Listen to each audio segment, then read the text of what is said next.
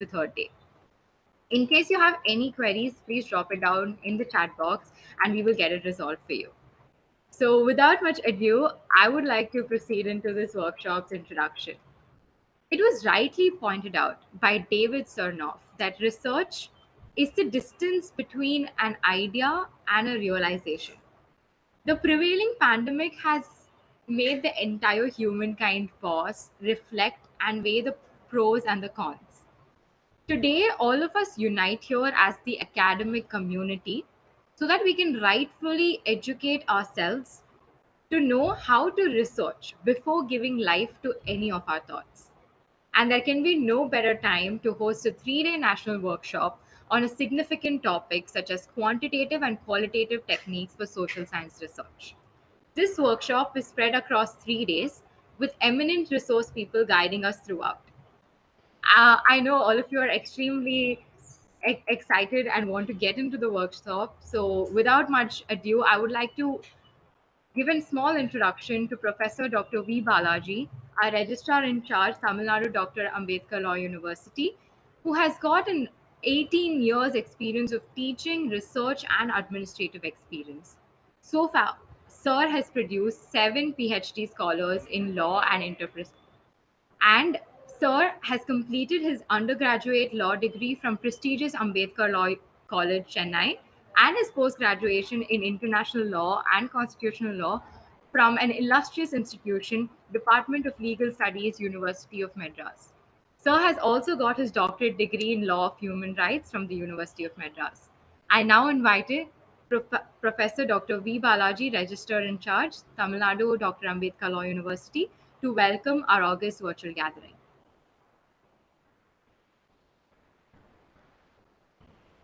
Thank you, Sonu. I'm audible. Yeah, audible, sir. Audible. Thank you. At the outset, a very good morning to one and all. It's a pleasant weather today.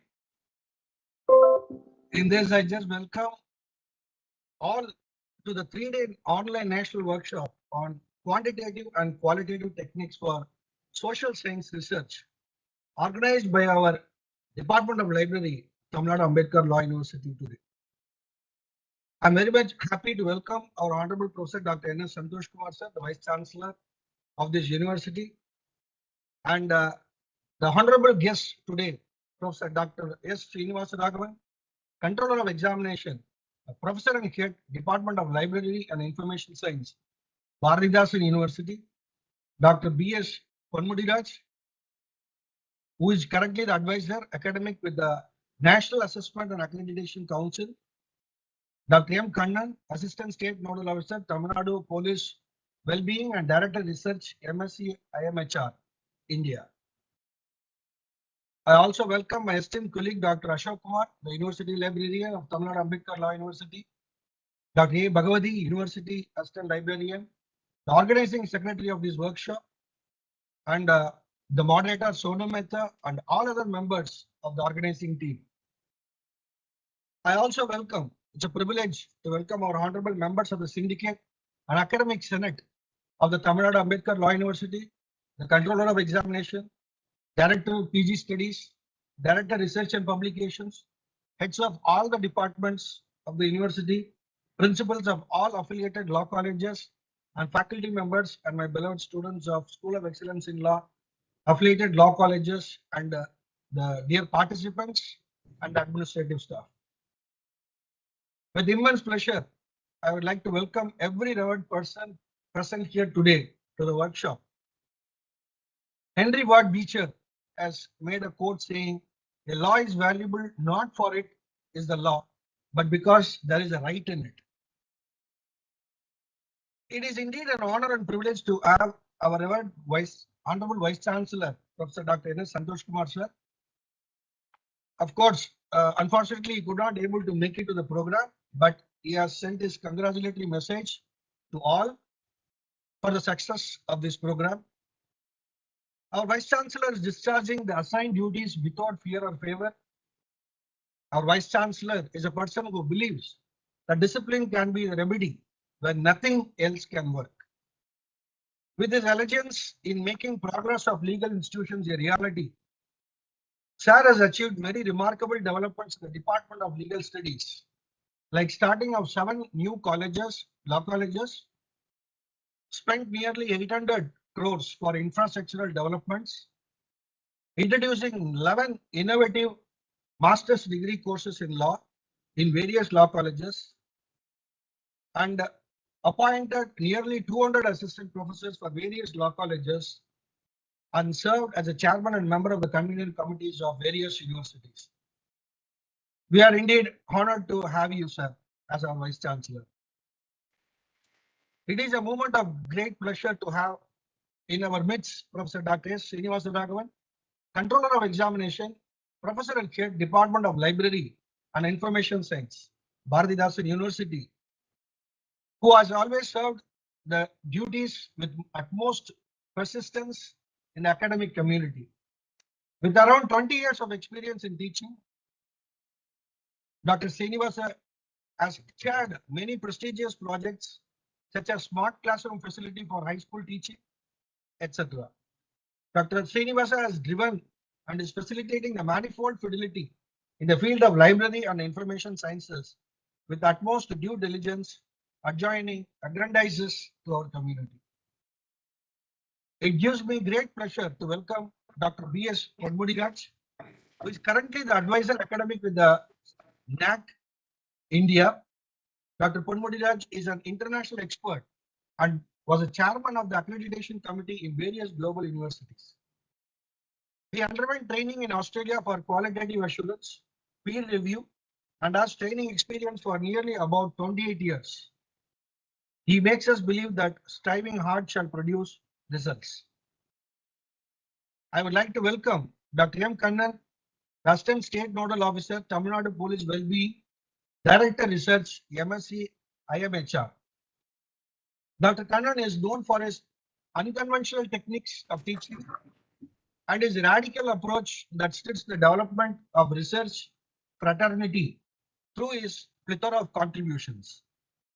I would fail in my duty if I had forgotten to acknowledge that he has 40 long years of teaching experience and has been a valuable guiding mentor to various students. It is our honor that we have you as our resource persons today, sir. I appreciate and welcome a person who is instrumental and who is also responsible for today's program, which is going very smooth. And the smooth conduction of this workshop is none other than Dr. V Balaji, the University Assistant Librarian at Tamil Nadu Dr. Ambedkar Law University. I also welcome the whole team. It gives me a honor and joy to welcome all respected senior advocates and future advocates at this imminent event. I would like to leave this podium with one finishing quote, that there will be a time when we think everything is ending. The time is beginning, and so is today. Thank you for your time and patience. And once again, I welcome you all to this program. Thank you. Thank you, Varunda. Thank you, sir, for taking out time and for coming here and welcoming this August gathering. It really does mean and encourage all of us that you took out time from your schedule to be here with us today. As sir had already mentioned that our Honorable Vice Chancellor, Professor Dr. N.S. Santosh Kumar, was not able to join us today, but I would like to say a few words about him because without his support and guidance, we wouldn't be where we are. The right quote to describe our Honorable Vice Chancellor would be, with great power comes great responsibility. Delivering such responsibility with utmost diligence is our Honorable Vice Chancellor. He is an ideal example for being both a dignified academician as well as an exemplary administrator. After acquiring his post-graduation in Commerce, Public Administration and Law, he pursued his PhD in law in the area of international acceptance of ADR and even suggested constitutional amendments to be made as compulsory before opting for judicial remedies.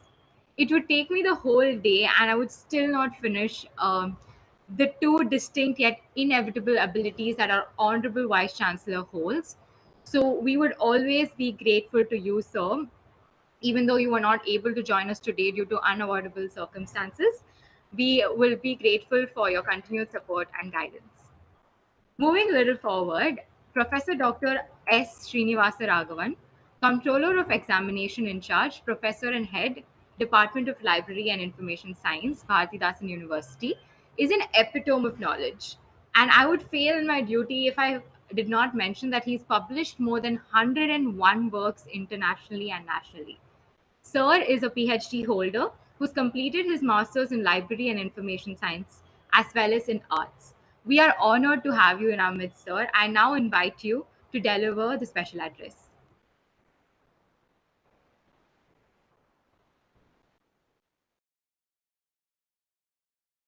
Sir, you are not audible, sir. Sorry to interrupt, sir. It's on mute. Sorry. Thank you, Sonu Mehta, for your magnanimous compliments. At the outset, I extend my sincere regards to the Honorable Vice Chancellor, who has really encouraging the Department of Library, Information Science and other colleagues to organize a good number of programs. And also I come to know from the registrar introductory remarks that he could establish 7 law colleges and also many other new departments and contributed to the field of legal education and law. So my sincere thanks to Professor Santosh Kumar, the Honorable Vice Chancellor. And also I am very much indebted to acknowledge Dr. Balaji, a great teacher and professor of legal studies, registrar, who is also given that presidential address here. And I could see Professor Kannan, and who was my mentor, and indeed he did help in my PhD analysis when I was pursuing my PhD in the early 90s. And I even start from the questionnaire design and till the analysis, but he won't simply teach step by step. He'll just give guidelines and he'll ask us to work actually in that way. So we could spend good amount of time with him sitting in the different corridors and discussing our research. That we really enjoy actually to understand the variables, operational variables are in dependent variables, interdependent variables. And it was as a full-time scholar, I could find a lot of time also to go and interact. So I could see here, and I don't know. Anyway, since the assignment has given to me, and I'm going to talk already, Dr. Baudi assigned at 20 to 25 minutes time, particularly for the younger researchers and research scholars who has joined in this national initiative. And my regards to Dr. Pundiraj, my close friend and a great academician, and who has traveled across the globe on ensuring the quality assurance in higher education, I would say. And of course, accredited more than 2,500 institutions repeatedly with his appropriate guidance and headship. Definitely, he could understand the different components of research. There are 2 things actually. One, we systematically study and we pursue, and we will follow it up. We can learn. The other thing, just by learning doing actually. So in that way, they are keep on engaging, assessing the overall performance of higher education institution and the students, researchers, and academicians. So they could have a lot of experience. Even one small piece I would like to share actually, the NAC manual also, if you come across, since from its inception, that itself speak a lot of amount of the research on qualitative and quantitative aspects. Earlier it was, there is no any segregation like that. And later on, they could develop and accordingly the indicators and the metrics and all in a very scientific manner involving various stakeholders. So that itself speak about the research parameter, particularly in terms of the social science and the educational research. Okay, let me come to my topic. I just don't want to, I just share my slide so that I can quickly run through. The quantitative and the qualitative research, many times these both resemble same actually. Sometimes even in social science research also, and we use both closed end questions and open-ended questions. And nowadays, many they are having this triangular approach, using both the quantitative and qualitative research by choosing their methodology. So anyway, as it has been given to me, And qualitative and quantitative. Quantitative always it talks about the numbers, counts, and measuring of things, and it directly deal with the what you can say that descriptive, actually descriptive research design. Whenever people wanted to know what exactly it's taking place or to understand, and it also normally researcher choose when he is going to survey a large number of people. It can start from 100 respondents or 50 respondents, even above that, 5,000, 10,000, 2,000, all those poll surveys, opinion surveys. You can find that is one good example in that way. And the qualitative approach, that is about the concepts, characters, or opinions and definitions. By seeking that information by the researcher himself, he involved in the qualitative approach. Actually, he in the quantitative approach, anyone can take away the questionnaire and they can distribute and they can collect the data, and even that interview schedule also maybe it consists of the open-ended questions, but census interview and all, we can say an example of this quantitative. But in the qualitative, it is about probing, and the researcher skills is main concern, where the researcher he probe, though there are already prescribed questions are there, but he could collect the information by motivating, by probing, and really to understand what the situation prevails. And moreover, it is also the qualitative research, a researcher who himself can learn actually, because he wanted to understand, to have a more understanding about a particular phenomenon, which is not already known to many. So we can call it as an explorative pattern of research, the explorative research method. He has to find actually what is happening, and people do not know regarding that particular case or particular situation or particular problem the researcher has chosen. So that way, it will give a clear understanding about that particular situation or a particular research issue or particular problem, particular object. And moreover, not depending on the counts like the quantity approach, they depend on the words and the pictures and objects.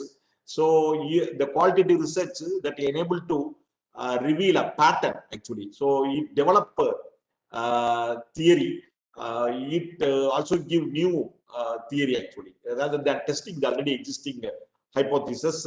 So research questions are there for qualitative approach, and hypotheses are there for quantitative approach. Normally, people do the quantitative, particularly in social science. Survey is one very big example, and Professor Kanan and all other stakeholders they may be knowing. And the survey also, the survey also, I can say, it depends on the acceptable findings that tool or the questionnaire that should give actually. So we can say that when talk about this acceptable degree of accuracy rate, and also that surveys has to ensure, and that 95% of confidence interval normally in research they used to say, and when you repeat the same kind of the survey 100 times, only 5% of deviation you may find. So normally in survey, it depends on again, Professor Karan is here, that statistician who help to find a formula, or through that method or formula, they select the sample actually. So how much sample that may represent. And also it depend on again both quantitative and qualitative, depend on the context in which the research is being carried out. It just to know or just to study the prevailing environment, then in that case the quantitative that may suit actually, particularly when already I spoke a larger set of the respondents. Then for the investigative approach, to understand the particular issue which is not there, and also to understand more about that particular phenomenon, then the qualitative research kind of. The pragmatic approach, you can call it as a pluralistic approach also. It use both combination of the qualitative and quantitative approaches. In that way, now many research organizations, individuals, it has become common that this qualitative and quantitative approach that is being used in the research. And already talked, and it's about collecting the data, recording, analyzing, and attempting to uncover the deeper meaning and significance of human behavior and experiences. So based on the experience and based on the not only the qualitative approach, it seeks what they do and what they behave. So what based on what they do and what they say and what they behave, these three source they collect the information, and the researcher himself he subject that information for analysis about recording, properly recording, and there are systematic recording and unsystematic recording. So based on the experience people do have, then it's associated with constructive paradigm. Researchers always interested in gaining rich and complex. There is also I already told they would like to have their own experience, and focus is on obtaining information that can be generalized to other larger groups. The quantity approach, so collecting and covering data into numerical form, already I told, and defined as the value of data in the form of counts or numbers, where each data set has a unique numerical value associated with it. And quantifiable information that can be used for mathematical calculations and statistical analysis. Even I can quote an example, and every day you could find from all the newspapers the COVID-19 spread data, and even the lockdown and all, they are really fixing based on that numerical data which they collected from various parts of the state and country, and also the prevailing rate and various other measurements. So that decide the extent of the lockdown or introducing new concept or permitting or whatever it may be. So the data that will analyzed using mathematical calculation, statistical analysis, and it will enable to take people decisions. So many times it may happen even poll and other data also. The quantitative data is answer to questions such as how many, how often it happen, how much they can be verified scientifically, and also can be conveniently evaluated using different mathematical techniques. Even I can say quote the Reserve Bank data or World Bank data or IMF data. These are all very much available, and I could see our researchers from management or commerce or economics, they use this already available data, and they make a lot of studies, and they even submit their PhD thesis in that context also. And this is the both combination method already told. So every method has its own limitation, and it's all philosophical question. And what way you are going to combine? In one way, you can say that it will help. For example, quantitative research will help. The qualitative research will help to develop the research questionnaire or tool to be used in quantitative approach in a very meaningful, and because before you set question, you should have a thorough understanding about the concepts. And based on that concepts, you can derive the variables, and the variables also you can group and you can segregate unless otherwise you are not having a thorough understanding of that theory or the concept or the character or the pattern. So that way the one method help other method, and the quantitative approach, that method enable to supplement the exact figures and data by which that conceptual understanding, the dominance or the majority component of that particular context can be accepted.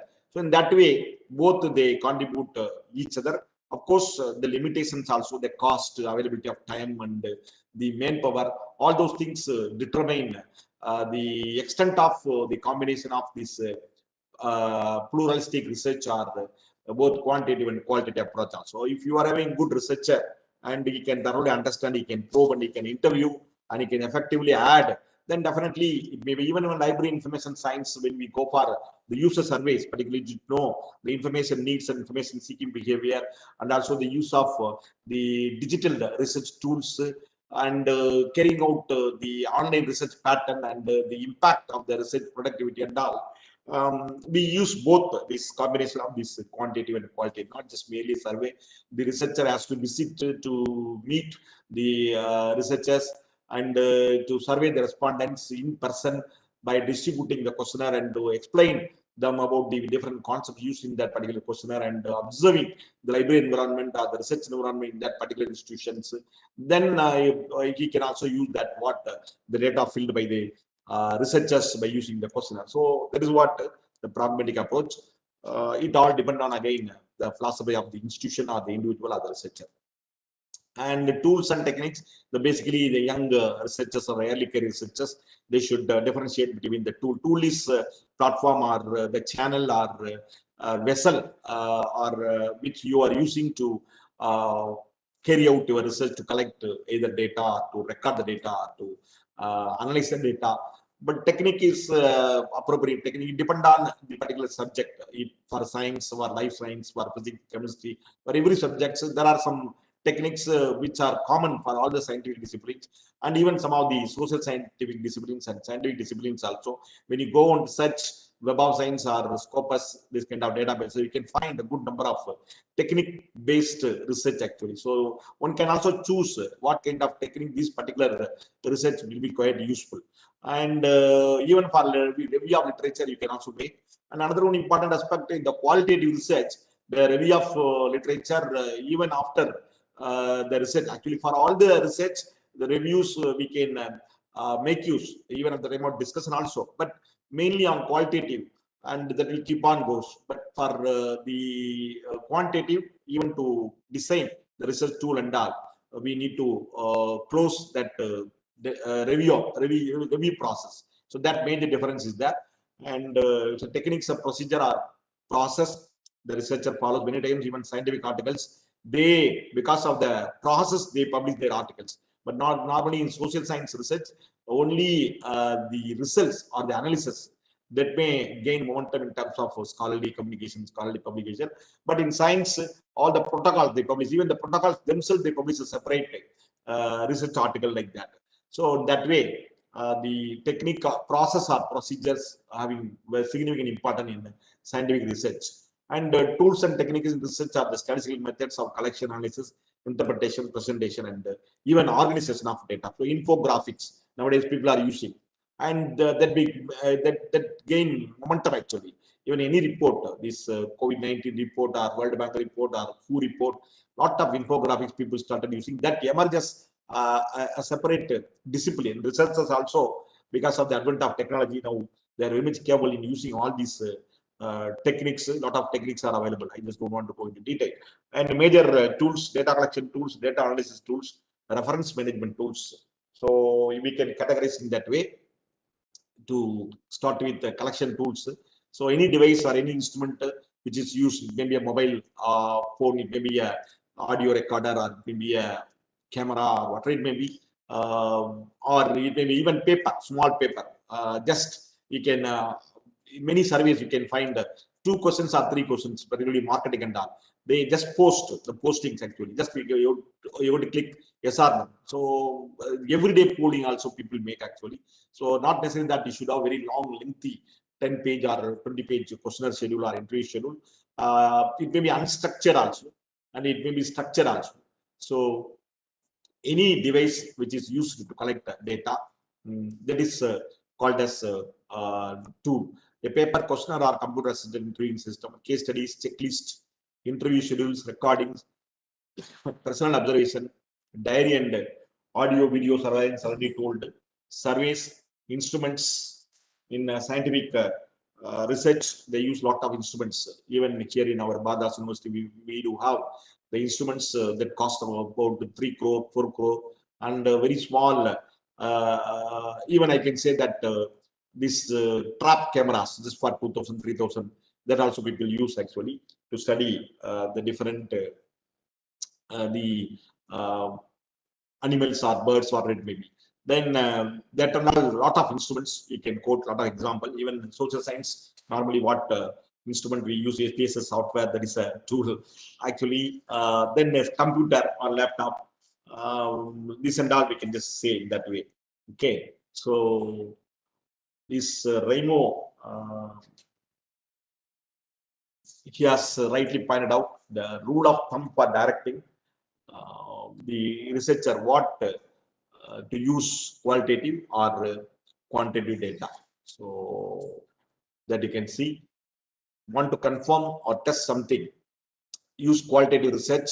If one want to understand something, so already we have discussed.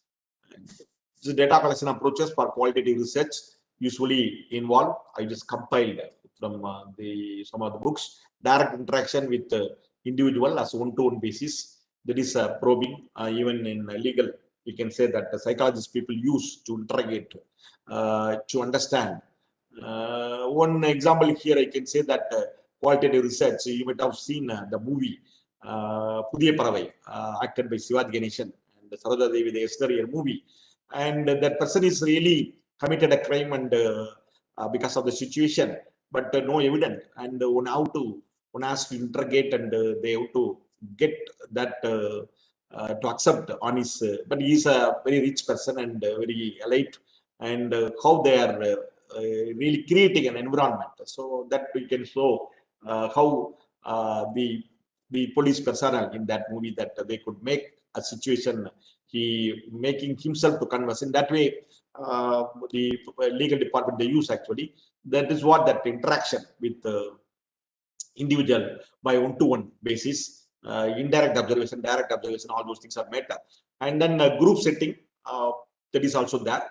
Qualitative research data collection methods and time consuming. Many times, even villages, people go and they interview, particularly in agriculture research.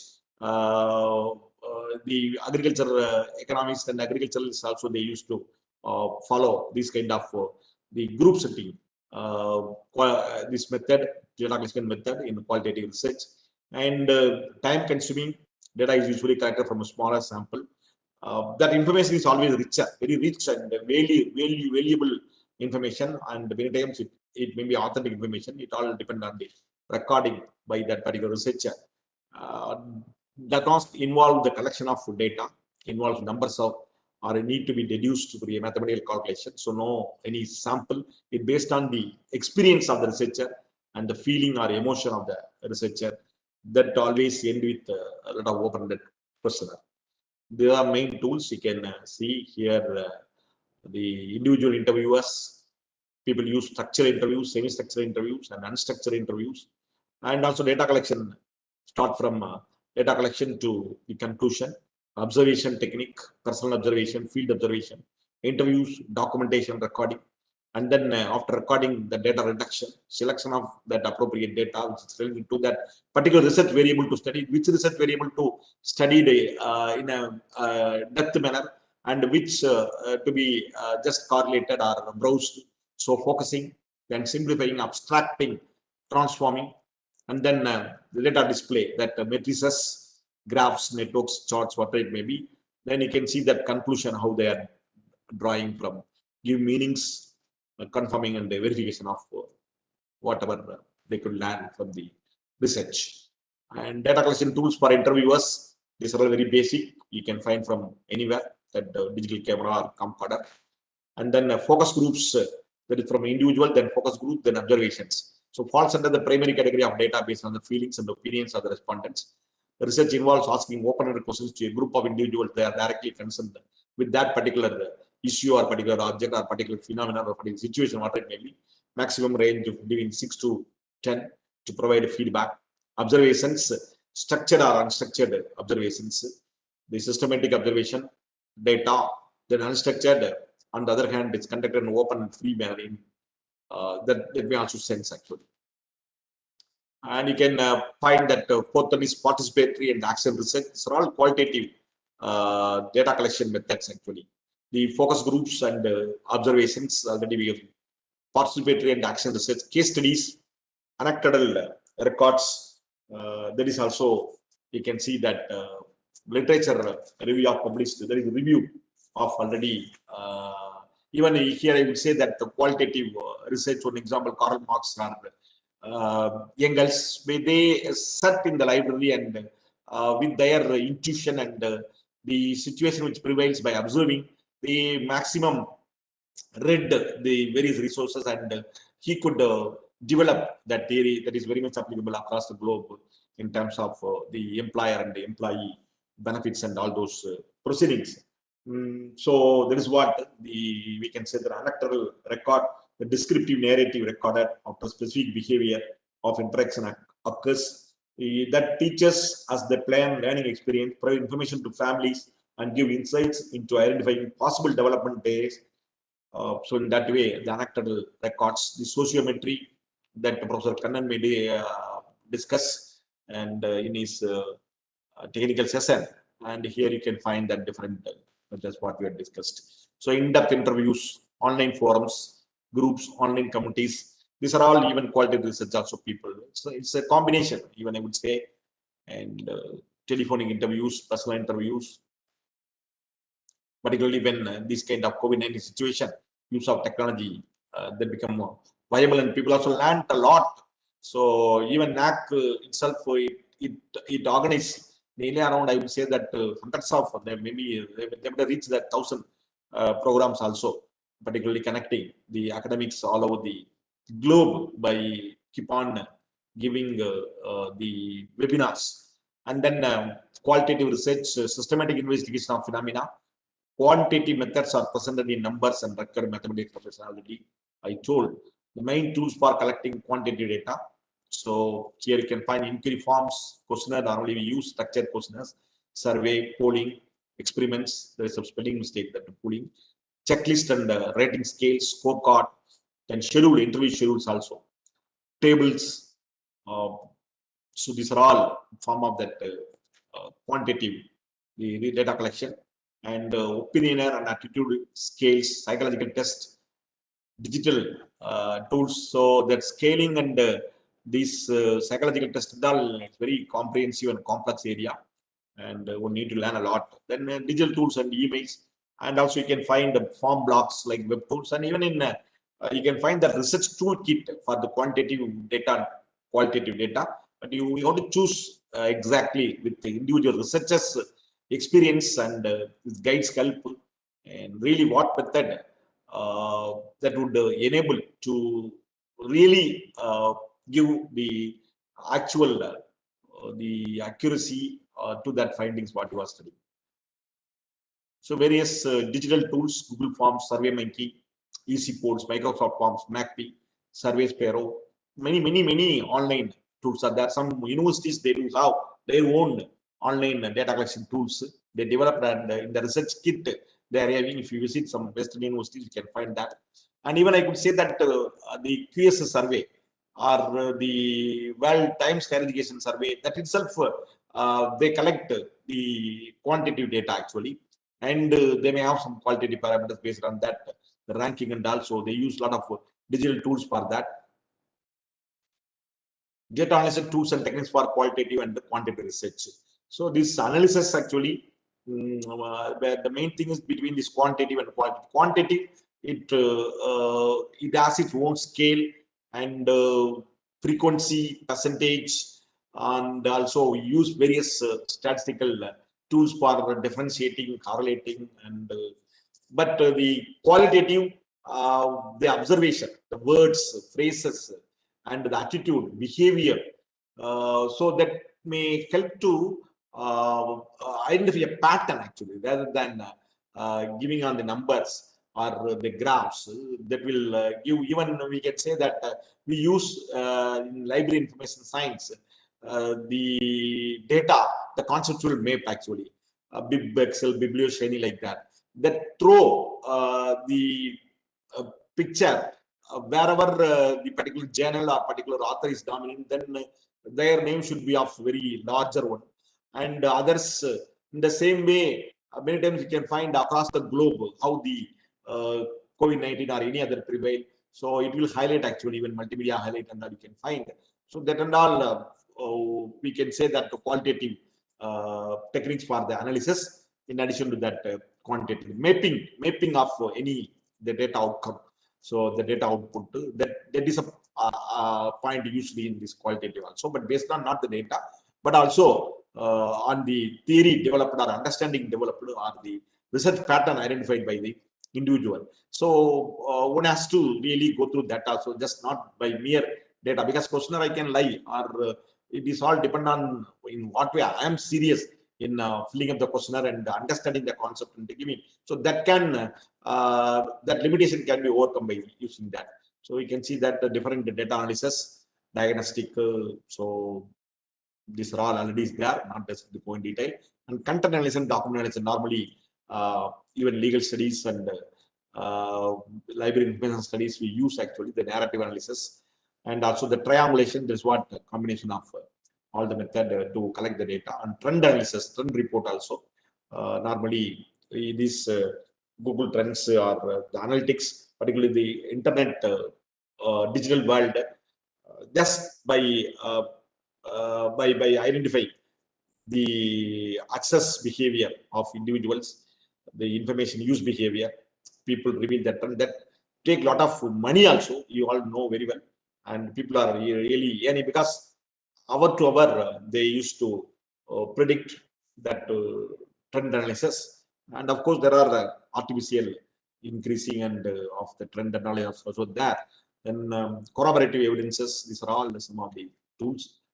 And the quantitative and the qualitative research, just you can see that to sum up, it is objective, already told, and it is subjective. One small example I would like to say, when we are going for for a sanctuary or a wildlife habitat, and on the way, if we are really enjoying, so that may be, oh sorry, here it is confusing, and the one is quantitative and other is qualitative, but here typological mistake. So on the way, if you are stopping and if you are observing and if you are having some photographs of people are watching birds or animals and you are enjoying that forest environment, so you that and all you can call it as a subjective, and objective is what you could visit in that particular habitat or the sanctuary, within that sanctuary, that you can call it as the objective. This is what you can differentiate.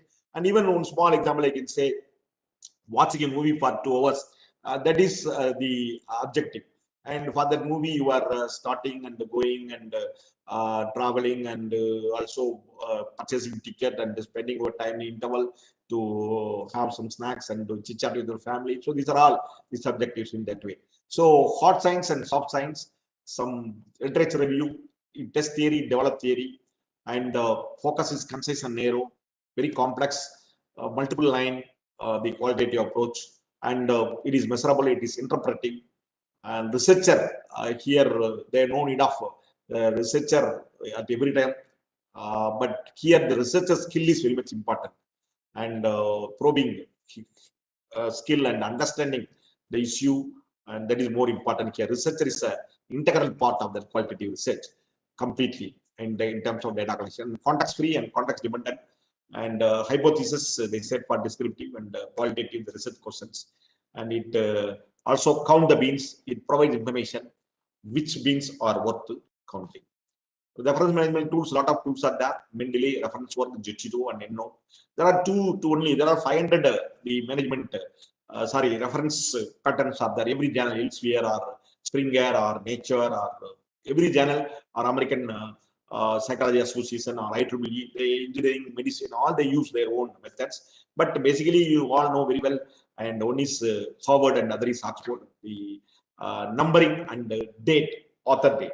These are the two basic things that normally numbering that may happen within that page itself, the footnotes, and the author date, they give us a reference, the end of the chapter. So that is what that basic two things, that same Oxford and Harvard styles are interpreted in different way, maybe MLA or Chicago or maybe APA, whatever it may be, you can say that. So these are all online tools and very easy to navigate, and you can go yourself, you can enjoy, and even you can have your research visibility by just having an account on all those these reference management software, because it's not just only organizing your work, and it enables you to have a mentoring and have a research collaboration with each and everyone. And these are all the different styles. Every style has its own form actually one can use, and for the different subjects people use actually. So I just don't go on to detail. And the how online source, here you can find the in-text citations, same for online sources like book only. Only that URL they put in addition to that inside book citation. Here one example I can. And Oxford system, and footnotes are reference to the bibliography at the end of the paper. Is exactly the same as reference in the Harvard system. This is that Harvard system. Immediately after the quote or paraphrase, for example, the Peter said, you can find that author date. So, and here just I taken already. I told in my prelude that how this NAC it categorize the research, early research, that manual, if you go to that, you can identify that how they categorize the qualitative, the probing and the qualitative data indicators and the quantitative data. So nowadays, because of this technology and as per the international ranking and accreditation organization also using the same pattern. So more than 2/3 they give an importance for the weightage to the quantitative metrics, and qualitative metrics only the 35% here you can find. And I've given here some of the questions also. You can see that in terms of the student satisfaction survey. So that is quantitative metrics. So they given the different information, and weightage also they given. And here qualitative metrics, the curricula development you can see. Implementation relevant to the local, national, regional, and global healthcare needs, which are visible in program outcome, course outcome. So one has to interpret and he has to give. But here the number of programs, how many programs, so data required for last 5 years, like that. So thank you very much for patient listening. And now it's for the people. Sorry, I may have taken a few more minutes extra. Thank you very much for giving an opportunity to address. Absolute thanks to you, sir, for taking out the time and for explaining it to us really, really well. It was absolutely a very enlightening presentation. I myself had taken a lot of notes with regards to the types of research methods, the tools, techniques, as well as the data collection. So it was overall a very good overview. So thank you so much for taking time and Thank you. delivering this to us. Thank Moving you, a sir. little forward, Dr. B.S. Raj, who is currently the advisor academic with the National Assessment and Accreditation Council, India, is also known for teaching in the last 28 years, along with educational administrative experience. He has been a professor in statistics, mathematics, and computer science in the Christ University, Bangalore, Loyola University, Chennai, and so on. He was also a visiting faculty to Sardar Vallabhai Patel National Institute of Textile Management. And if quality is the word, Dr. B.S. Raj is the ideal example. His special interest is training of assessors for quality assurance and quality literacy. I invite you, sir, to deliver the inaugural address.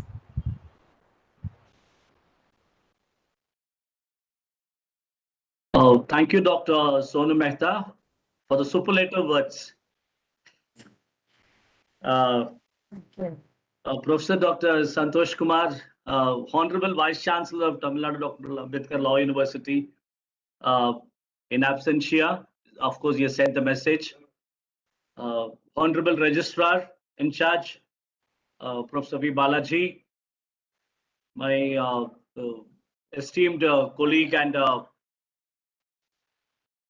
Dr. M. Kannan, a senior member who's going to enrich. My good friend, Professor Dr. S. Srinivasa Raghavan, librarian, head of the Department of Library Information Science and Controller of Examinations, Bharatdasan University. And the organizing team, the IQAC, as well as the library team, Dr. Bhagavati and the entire team, senior deans, senior professors, students, supporting staff, ladies and gentlemen. Good morning. I'll just take 2 or 3 minutes, not more than that, so that we say as a teaching faculty, we are very particular about time.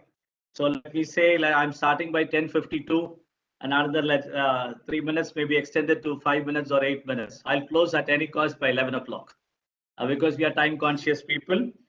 So my good friend spoke very good about the quantitative research and qualitative research. I cannot talk about research. He's an authority on research. I will tell my experiences alone, 29 to 29 plus years of experience. Okay. Very important is I look at it in two ways. I was in a World Bank project as a consultant for a consultancy project about tea pluckers in Chikmagalur district in Karnataka. It is about the female tea pluckers against the snake bites and the hemoglobin level. It is, you can say, the social sciences are pure sciences. And the data analysis came to me. So very important to cut short the story is the truthfulness of collection data in a research, whether it is IMD, meteorological department. Because nature, they talk about nature. So that is how they make a very a cat on the wall stand. Either this side or that side, it depends. Because nature. So very important slide what I was trying to learn from Professor Raghavan. He put on the quantitative hard science and soft science, behavioral axis also, and behavioral pattern. Like COVID, they talk about, we pray God this new coronavirus disease 2019, COVID-19. Given the situation. So how do you know in a LKG or a MSc plant physiology or your LLM class, people are listening? Sonu said, everybody switch off low bandwidth, high bandwidth, all your video. I have a typical style of everybody switch on the video, switch on the audio. At least one person speaks, it should not be disturbance. Audio should be off. This is, we may say it is like LKG class, no problem. Unless you say face to face, you will not be able to see what is the point in just talking to a mic or a LED bulb or a laptop or whatever the studio. Technology helps. Like he put all the technology of collection data, interview method, recorders, so many things he has put. Technology helps, but face to face is very important. Okay, nobody says face to face can overcome artificial intelligence. All the techniques which people are developing across the globe is good. Now coming to the qualitative and quantitative research. So first I wanted to impress upon you the truthfulness of the data. Because somebody has given a project, external project, research project or something, we don't manipulate the data. Missing values are different. Statistical analysis, we talk about the missing values. I see a lot of first year students, a good audience, 295. I do not know how many people are on Twitter, Facebook and YouTube, including our Cisco WebEx. It's fluctuating from 297, 298 to 220 and 89. I'm continuously watching how many people are leaving, how many people are coming inside. This is one kind of research. It's an observation. I will not give much emphasis. Common sense is very important for a student, first year student or a 40-year-old research scholar, or manuscript bisect பண்ணிட்டு பண்ற ஒரு research scholar இருந்தாலும் சரி. Common sense, which is very, very uncommon across people. Whether it is a police department, it is even honorable judges, when they give judgments, they weigh more than the research, the common sense in which they apply, the humanistic approach which they take on judgments, including the full bench Honorable Supreme Court of India judgments. This is where we have to weigh the pros and cons. So research helps you, point number one. So I'm not contradicting my earlier statement. Research helps you. For a National Highways Authority of India Limited, ஒரு turning வருது, speed breaker இருக்கலாமா வேண்டாமா, எத்தனை accident நடக்குதாங்க, என்னென்ன car accident, I-20, I-10, Luna or a TVS Champ, and whether it's a pillion rider with helmet, pillion rider without helmet, how many fatalities happens. I can give you a lot of science examples. I'm a science man turned into a social scientist. Or in a child birth, which happens in a kosher hospital, in Triplicane, in a government hospital. Your biostatistics, or biomedical research, or any statistics, are number game. I'm talking about quantitative research. Simple. So truthfulness, honesty, and arriving appropriate tools. Sun rises in the east. Or questioner, or a questioner.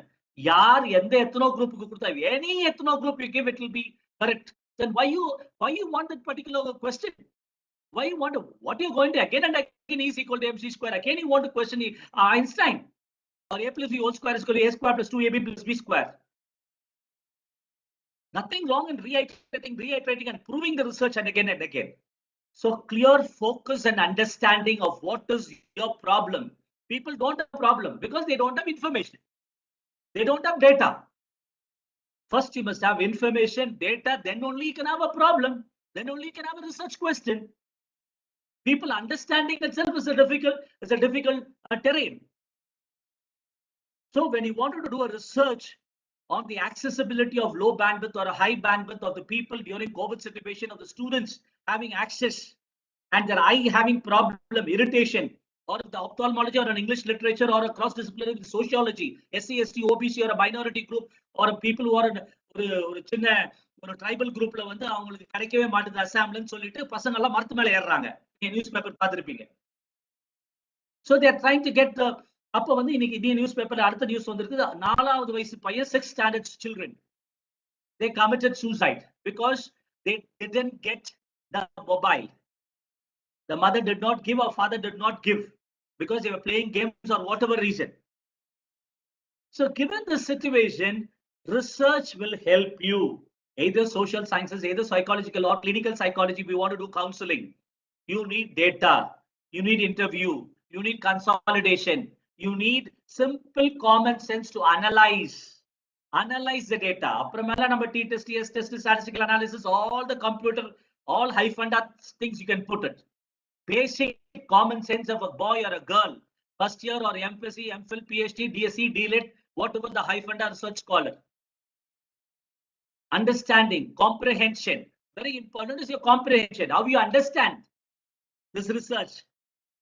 How do you understand this problem? Very important. When you talk about all people, just say, otherwise it is easy. It is easy to find no people for the publications and research, index, I index. People keep on publishing. I'm not criticizing. We should publish. I think it's how people will know. People will know that you have done that research. So very important is the research, whatever qualitative, quantitative, pragmatic approach, any type of research you do, the outcome should help a common man. IIT Kharagpur, IIT Kanpur வந்து the third wave பத்தி predict பண்ணிருக்காங்க. ஒரு 3 வாரத்துக்கு முன்னாடி வந்திருக்குது. And the last 2-3 days before it is covered in Hindu also about the third wave. The AIMS director, All India Institute of Medical Sciences, Delhi, has told about the children and about the third wave.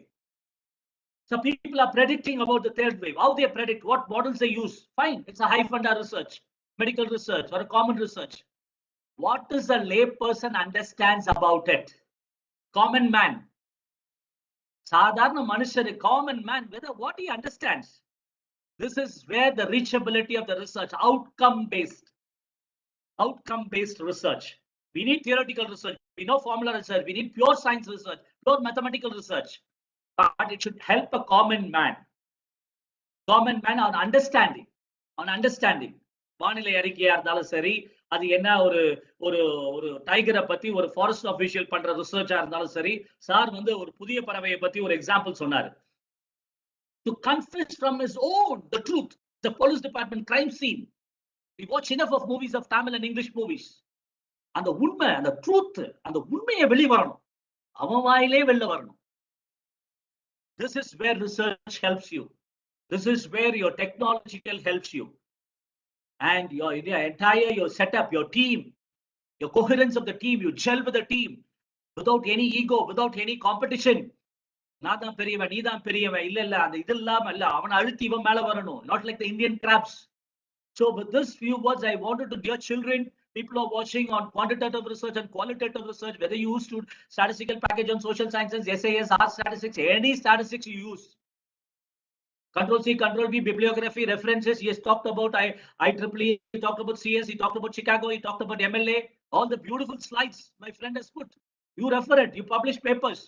Common man-க்கு என்னங்க use அந்த ஒரு பேப்பர்னால? So very important, the common man, அதை வந்து நம்ம news paper article எழுத முடியுதா? Common மேனுக்கு ஏதாவது நம்மளால சொல்ல முடியுதா? எல்லாமே காமன் மேனுக்கு சொல்லணும்னு அவசியம் இல்லைன்னு. ஃபார் எக்ஸாம்பிள், எத்தனை ஆட்டோபாமிக் ரிசர்ச் நடக்குது டிஃபென்ஸ்ல, DRDOல, அதெல்லாம் சொல்லணும்னு அவசியம் இல்லை. It is high level classified research, atomic research. So it is classified research, they need not publish. So we also understand, as children who are doing research, you should understand whether it's English literature. I know a very famous feminist theorist, Margaret Atwood, English literature, Canadian feminist. So she talks about in all her novels about female bad behavior. Some of the novels on female, I'm not taking a male chauvinistic approach. Please forgive me if it is. That is about Margaret Atwood. அதை வச்சு சில பேர் research பண்றாங்க. ஜெயில போயிட்டு எந்தெந்த female employees, female இன்மேட்ஸ்ல எதனால இந்த பிஹேவியரல் பேட்டர்ன், எதனால நீங்க ஜெயிலுக்கு வந்தீங்க, எதனால இது நடந்தது அப்படின்னு நிறைய பேர் ரிசர்ச் பண்றாங்க. So whether it is social science research or a pure science research, whether it's a hard science or soft science, research should help you for the further development of the human race, of the humankind.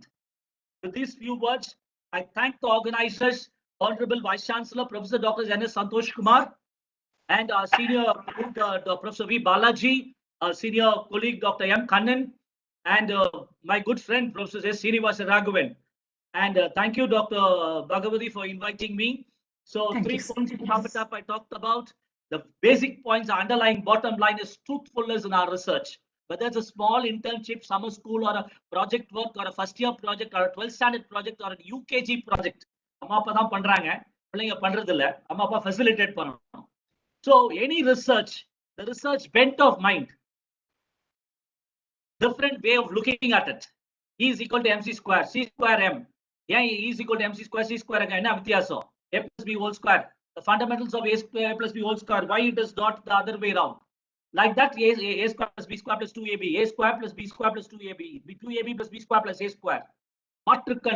வேற கண்ணோட்டத்துல பார்க்கிறது தான் நம்மளுடைய ரிசர்ச்சோட very important on qualitative research. Thank you. Jai Hind. Thank you, sir. Thank you, sir.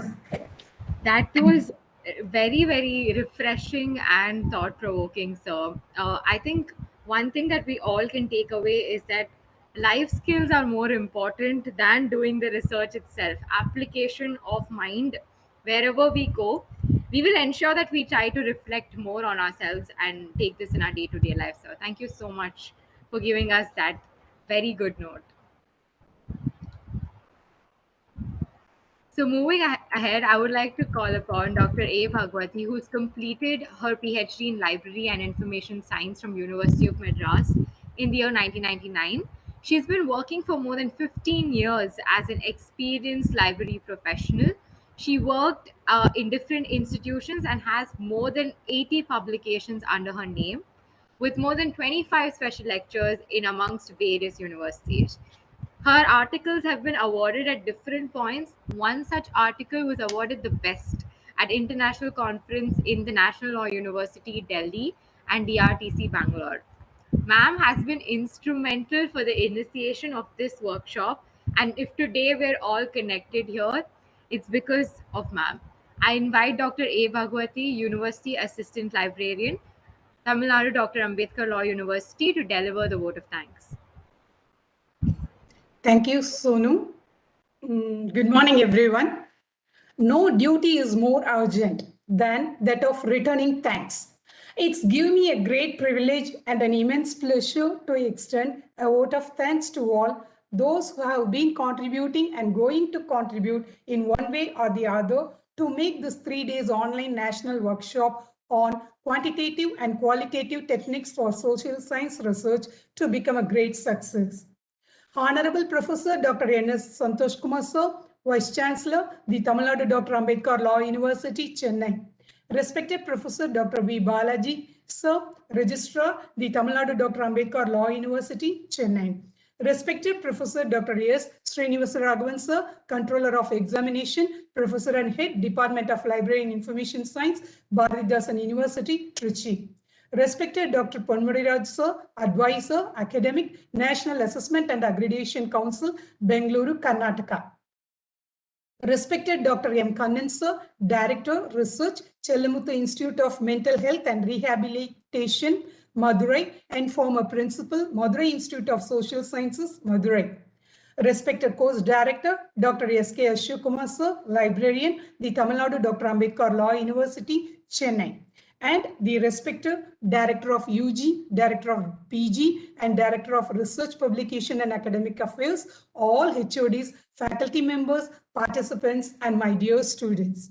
Even though, due to unavoidable circumstances, our Honorable Vice Chancellor could not be present in this inaugural function, I, on the behalf of the Tamil Nadu Dr. Ambedkar Law University Central Library, take the honor of thanking our Honorable Vice Chancellor, the Tamil Nadu Dr. Ambedkar Law University, respected Professor Dr. N.S. Santosh Kumar, sir. Sir, you are the one who has been the driving force behind this whole process, and we are immensely blessed to work under your leadership. We would like to give a very hearty vote of thanks for your unstinted support and guidance extended to all of us in this challenging pandemic period. Thank you, sir. I extend my sincere thanks to our respected registrar, Professor Dr. V Balaji, sir, for gracing the inaugural function. I would like to thank our registrar, sir, who, in spite of his extremely busy schedule, took time and ensured the smooth running of this workshop. Positive thinking is more than just a tagline. It changes the way we behave. And I finally believe that when I am positive, it not only makes me better, but it also makes those around me better by Harvey Mackay. Sir, you are polite like that. Sir, your politeness, patience, energy, and the smile on your face has always given us the positive vibe and has been a driving force to move forward and to make the event a great success. Then I would like to thank our speaker, respected Professor Dr. S. Srinivasaraghavan, sir, Controller of Examination, Head of the Department of Library and Information Science, Bharatdasan University, Trichy, who is an encyclopedia of library science. வினைக்குரிமை நாடிய பின்றை அவனை அதற்குரியனாகச் செயல். இவ்வினைக்கு இவன் தகுதியானவன் என்பதை நன்கு ஆராய்ந்த பின்னர் அவனை அவ்வினை செய்வதற்கு உரியவனாக பண்ணுக. Like that, he easily evaluates the skill sets of the people quickly and assigns them the responsibility accordingly. So we are honored to listen to your scintillating special address. I, on behalf of the Tamil Nadu Dr. Ambedkar Law University and the entire team of the organizers of this workshop, convey our deep regards and extend our sincere thanks to you, sir. Thank you very much, sir. Next, I extended my thanks to respected Dr. B.S. Ponmudiraj, sir, Advisor, Academic National Assessment and Accreditation Council, Bangalore. Sir, the combination of your intellect and expressions of Navarism on your presentation has always been your identity. The positive thinkers see the invisible, feels the intangible, and achieves the impossible. Accordingly, sir, you are a proactive person who always strives to achieve where others think it is impossible. It was an excellent presentation. We are all inspired by your words, sir. I, on the behalf of Tamil Nadu Dr. Ambedkar Law University and the entire team of the organizers of this workshop, extend our sincere thanks to you, sir. I would like to thank our resource persons, respected Dr. M. Kannan, sir, Director Research, Chellamuthu Institute of Mental Health and Rehabilitation, Madurai, and former Principal, Madurai Institute of Social Science, Madurai. And respected Professor Dr. A. Duraiswamy, sir, Professor and Associate Dean, College of Science and Humanities, SRM University, Chennai, who have accepted our request and taken time out of their very important and busy schedules to contribute to this workshop as a resource persons and agreed to share us their vast knowledge and experience. I, on the behalf of the Tamil Nadu Dr. Ambedkar Law University and the entire team of the organizers of this workshop, convey our deep regards and my sincere thanks to all of you, sir. I would like to express my gratitude to our workshop director, Dr. S.K. Ashok sir, for being with the team and giving the liberty to organize this workshop successfully. He was kind enough to bear with us and understand our points of views and help to take the decisions with the receptive attitude. Thank you, sir. I further thank Ms. S. Sonu Mehta, final year student, BA LLB Honors, SOIL, the Tamil Nadu Dr. Ambedkar Law University, for being part of the workshop team as a moderator to run this workshop smoothly. Thank you, ma'am. I also wish to thank Mr. Darwin, Technical Assistant, the Tamil Nadu Dr. Ambedkar Law University, for his technical support to run this program successfully. Last but not the least, I would like to thank the participants for their interest to participate in this workshop and to make this workshop a great success. This workshop is meant to disseminate the knowledge in the areas of resource process in social science, hypothesis theory, and introduction to SPSS, etc. I am sure that all the participants of this workshop will be benefited. Once again, I would like to say that we all are most grateful to all the speakers on this program. We thank you for being with us this morning. It's a great pleasure. Thank you very much. Thank you very much. Thank you, ma'am, for getting us through and bringing us here. Now we officially come to the end of our inaugural ceremony. And before we begin with our workshop, I would like to introduce our first resource person. Well, I would fail in my duty if I don't talk about growth. In the words of Napoleon Hill, growth comes through continuous efforts. And who adds these efforts to research fraternity is Dr. M. Kannan. Dr. M. Kannan, Assistant State Nodal Officer, TN Police Wellbeing, Director of Research, MSCI MHR. Dr. Kannan is known for his unconventional techniques of teaching and his radical approach that stirs the development of research fraternity. And it's an absolute honor for each of us who are present here today to hear from you, sir. And without much ado, I would like to pave way for you to take over and to enlighten this inquisitive gathering.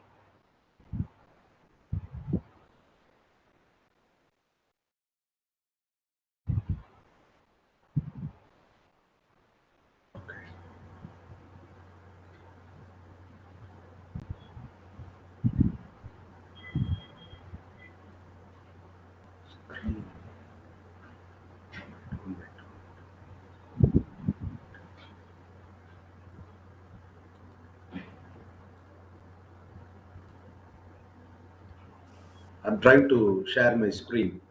Yes, sir. Yes. Sure, sir.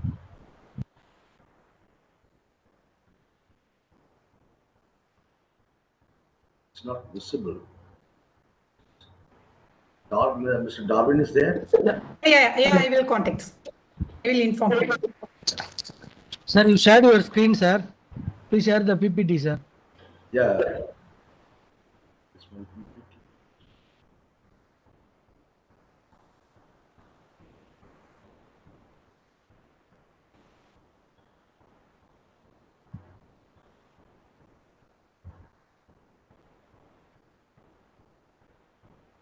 Is it visible? Yes, sir. Yes, sir. Yeah. Is it visible? But I'm not able visible. to see. I'm not able to see the other persons. Just I could see only my slides. Is it okay for you all? Yes. Okay, sir. Okay.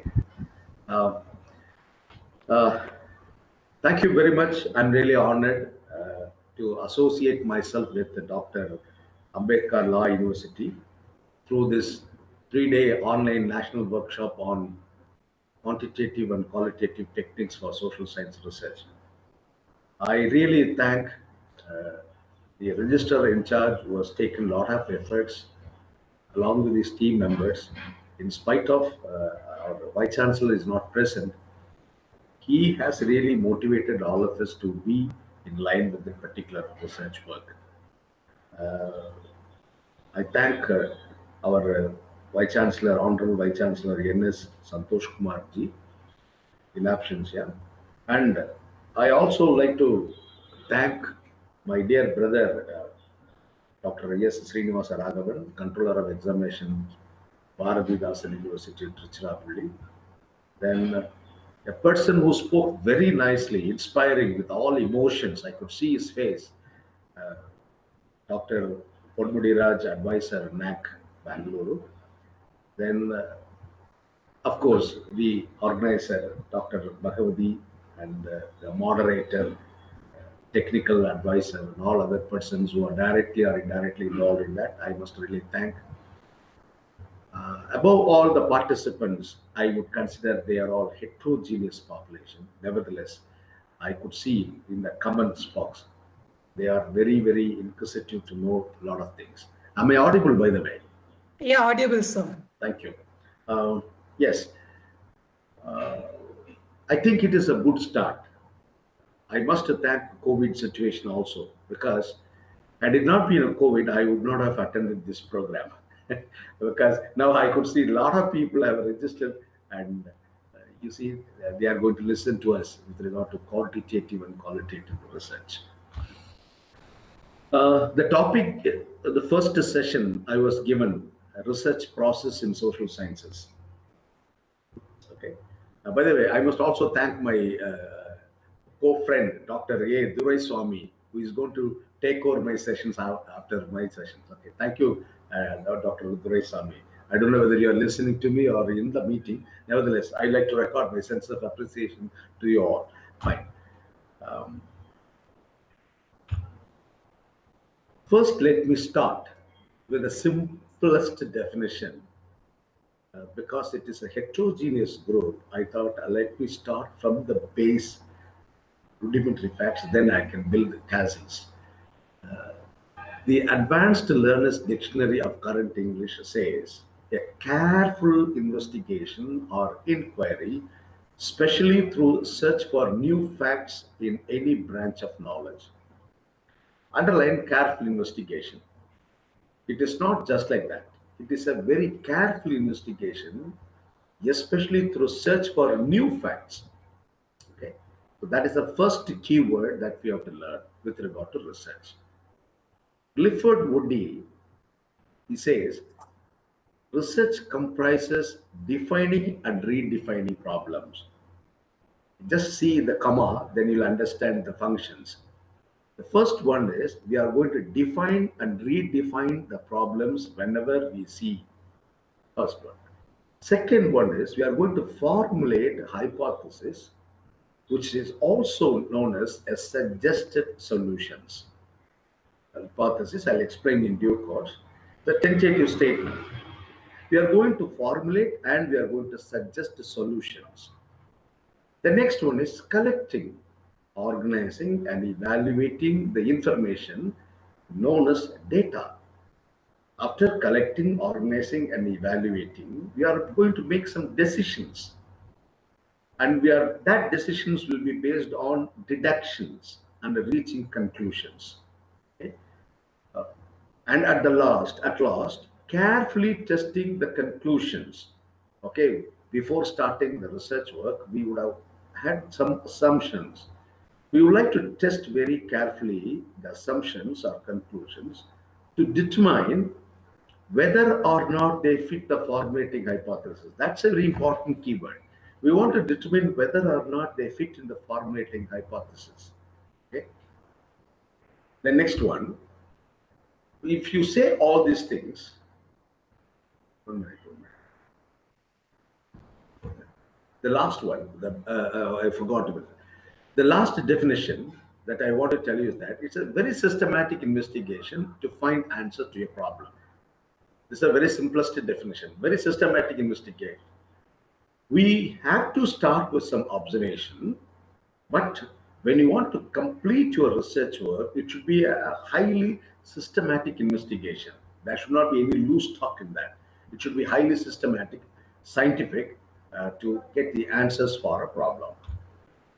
Well, the meaning for the research. Before reading the meaning for the research, I would say, when you want to find new things or verify the world of facts, you do research. These are the two important things. I want to find new things, or I want to verify the world of facts which have been formulated, found out by somebody. So these are the two important things, and that is the meaning of research. It refers to the systematic method consisting of articulating the problem, formulating a hypothesis, collecting the facts or data, analyzing the facts, and reaching certain conclusions, either in the form of solutions or towards a concerned problem, or in certain generalization for some theoretical formulation. So the ultimate goal of doing research is, at the end of it, we have to formulate certain theory based on our observation, fact finding, analyzing, etc. So that is the meaning for the term research. Well, as I told you, we are having two important objectives. Number one, to find out new things or to verify the old facts. Formerly, there are four primary objectives of doing research. And later on, these four objectives are called as research designs. So these are the basic primary objectives. Number one, to gain familiarity with the phenomenon or to achieve new insights into it. Okay. So we wanted to gain some familiarity, and that is known as exploratory research design or explorative studies or formulative studies. We are going to explore, and the end of it, we are going to formulate it. That's one. The second one is after exploring or formulating, we wanted to portray accurately the characteristics of a particular individual or a situation or a group of studies, which is known as description. After exploration, I am going to take those special characters and I am going to describe how it is functioning. And third one is after describing, that is, after exploring, formulating, describing, we are going to determine the frequency with which something occurs or with which it is associated with something else. It is known as diagnostic research, meaning we like to see the cause and effect relationship. Is it because of this? We want to study that. That is known as diagnostic research objective. And finally, to test the hypothesis of a causal relationship, not casual. It is a causal relationship between variables. What is variable? I'll tell you later. Such studies are known as hypothesis testing. In advanced language, it is known as experiment research design. So these are all the primary objectives of our research. I hope I'm making myself clear. I never ask in my class whether my students or friends are following or not. I'll never ask a question, do you understand? Do you follow? No. I'll simply put it this way. Am I making myself clear to you? Because I only know in behavioral modification techniques, I can change my behavior. I cannot change the behavior of others.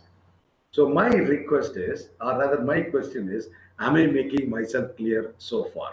If not, don't worry. This is all basic things. Then I'll slowly take you to the research process. Friends, when you say research, you have to do it in the science. Basically, there are three types of sciences. These are all our own convenient classification. There is no hard and fast rule. The first and foremost science is called natural science, otherwise known as physical science or known as positive science.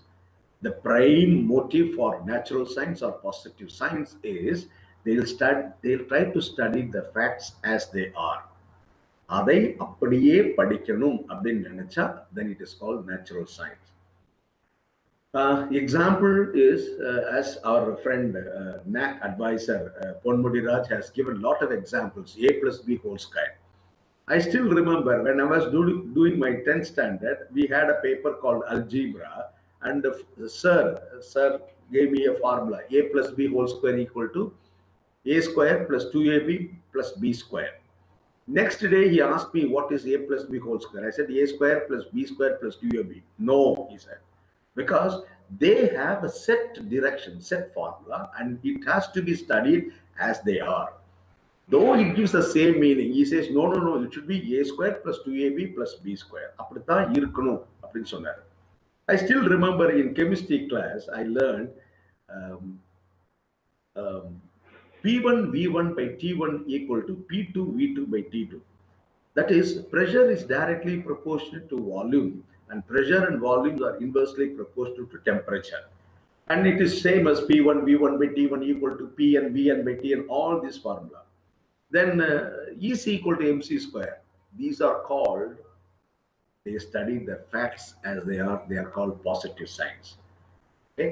The second one is social science or normative science, where they study the behavior of human being. If I study the behavior of human being over a space, it's called geography. If I study the abnormal behavior, it is known as psychology. If I study the behavior in terms of money, either it could be economics or commerce. If I study the behavior in terms of relationship, it is sociology. So when I study the behavior of human being, it is called social science. Now, what is applied science? Friends, a concept of positive science is merged with social science. It is called applied science. Now, I can take more number of hours with regard to these sciences, But I want to give a very important note on these different types of sciences, because we are going to do research in social sciences or in applied sciences.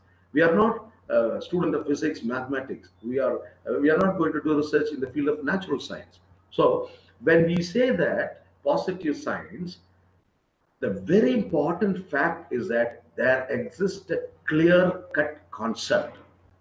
There exists a clear-cut concept. What do you mean by a concept? I'll show in the next slide. Nevertheless, I'll tell you right now. Concept meaning everybody understands the way in which others have understood. ஒன்றை ஒன்றாக எல்லோருமே பார்த்தால் அதுதான் கான்செப்ட்னு பேரு.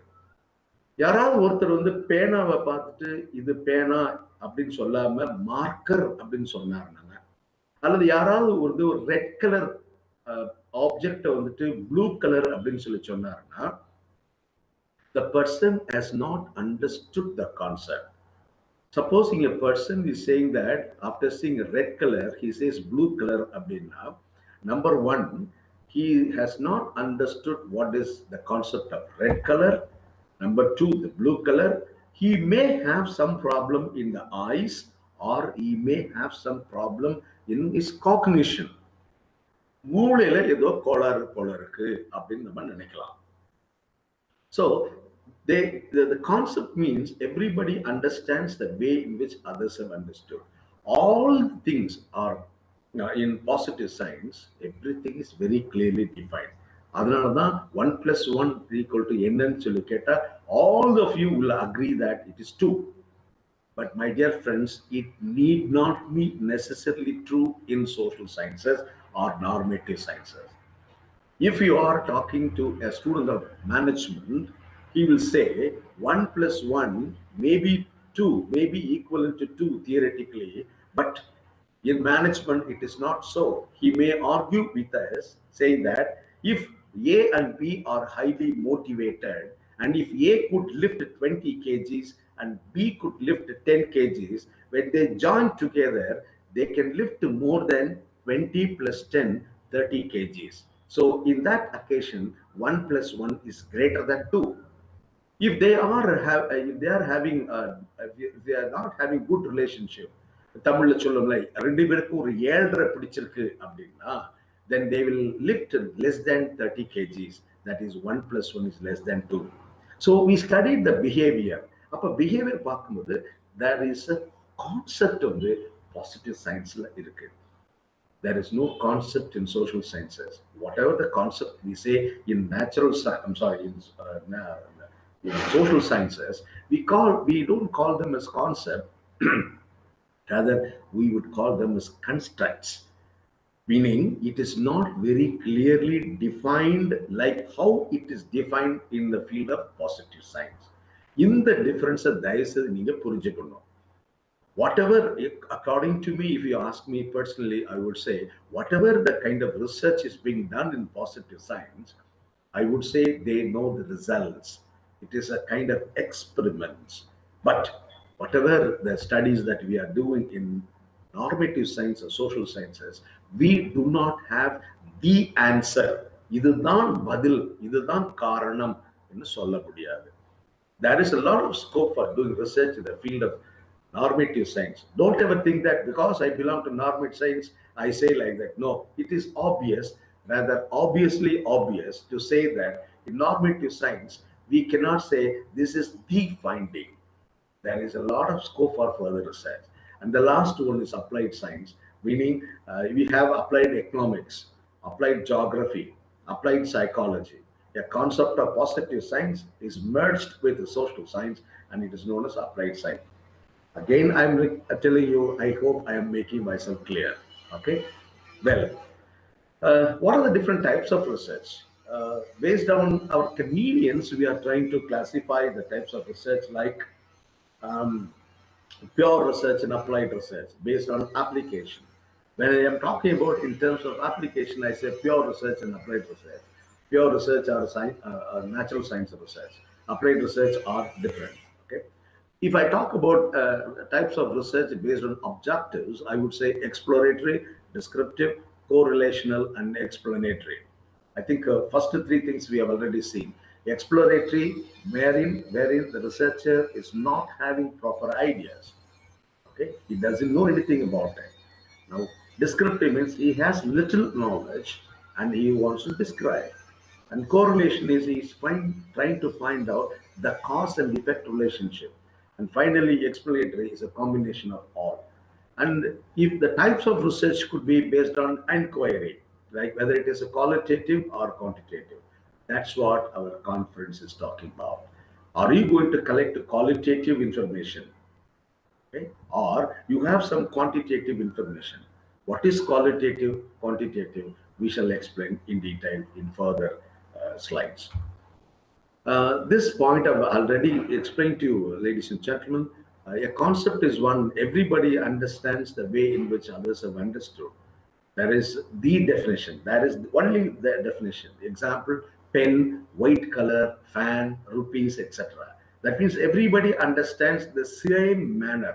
There is no second thought about it. Whereas a construct in social sciences would be there is no the standard proper definition, and they are called as they are defined operationally, depending upon the convenience or experience of the researcher. It's being defined operationally. Example: beauty, job satisfaction, emotional intelligence, psychological well-being, quality of life, etc. What is beauty for me need not be beauty for you. Even at the end of my life, I would say my son, daughter, or I'm sorry, my daughter or my wife is beautiful.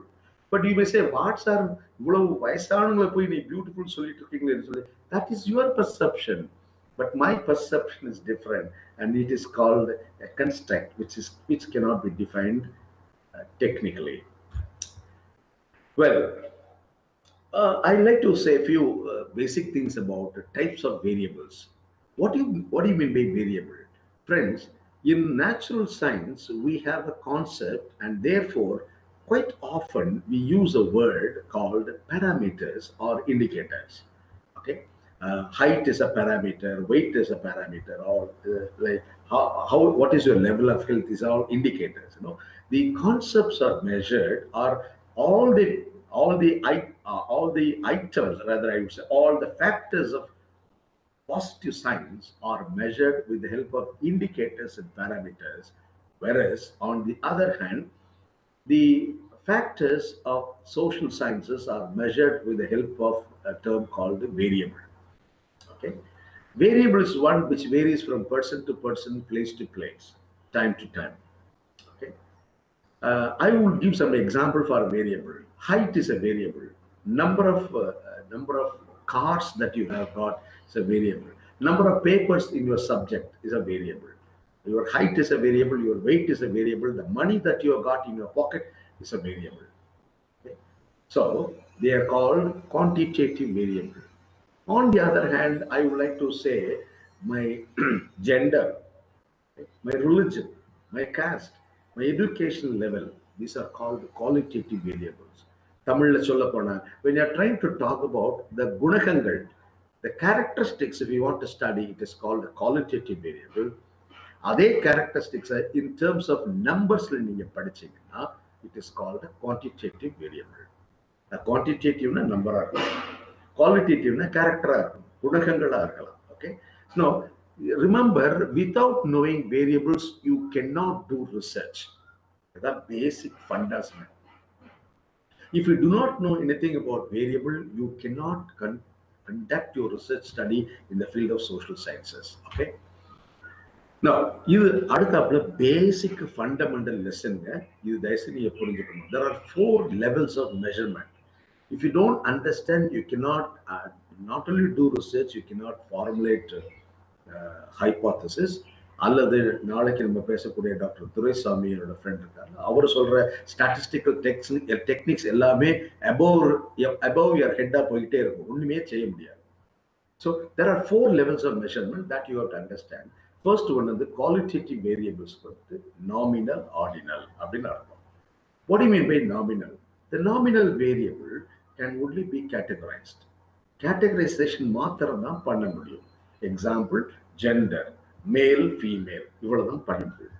Maximum இன்னொன்று என்ன சேர்க்கலாம், transgender சேர்க்கலாம். Male female transgender அப்படின்னு ஒரு categorisation இருந்துச்சுன்னா that is called nominal variable. தயவுசெய்து நல்லா புரிஞ்சுக்கோங்க. those who are listening to me, please understand, make a note of it. நாமினல்னா கேட்டகரைசேஷன் மாத்திரம் தான் இருக்கும். But they are giving one more condition or one more suggestion. அது என்ன சொல்றாங்க அப்படின்னா, that nominal categorization should be exclusive and exhaustive. Is a keyword. They should be exclusive and exhaustive. Exclusive என்ன அர்த்தம், ஒண்ணுக்கு ஒன்று டிஃப்ரெண்டா இருக்கணும். ஃபார் எக்ஸாம்பிள் மேல்னா எம், ஃபீமேல்னா எஃப், ரொம்ப டிஃப்ரென்ஸ் இருக்கும். எஸ்சி எஸ்டி நான் ரெண்டுக்குமே எஸ்சி எஸ்ன்னு வச்சிருக்கேன், நான் வைக்கக்கூடாது. So it is not separated, confusions வரும். அதனால எக்ஸ்க்ளூசிவா இருக்கணும், ஒன்னு டிஃப்ரெண்டா இருக்கணும், எக்ஸாஸ்டிவா இருக்கணும், அதுக்கு மேல வேற எந்த இதுவுமே இருக்கக்கூடாது. Second one is called ordinal. Ordinal is a better form of nominal. எப்படி அப்படின்னா, there will be categorization, but those categories are arranged in an order.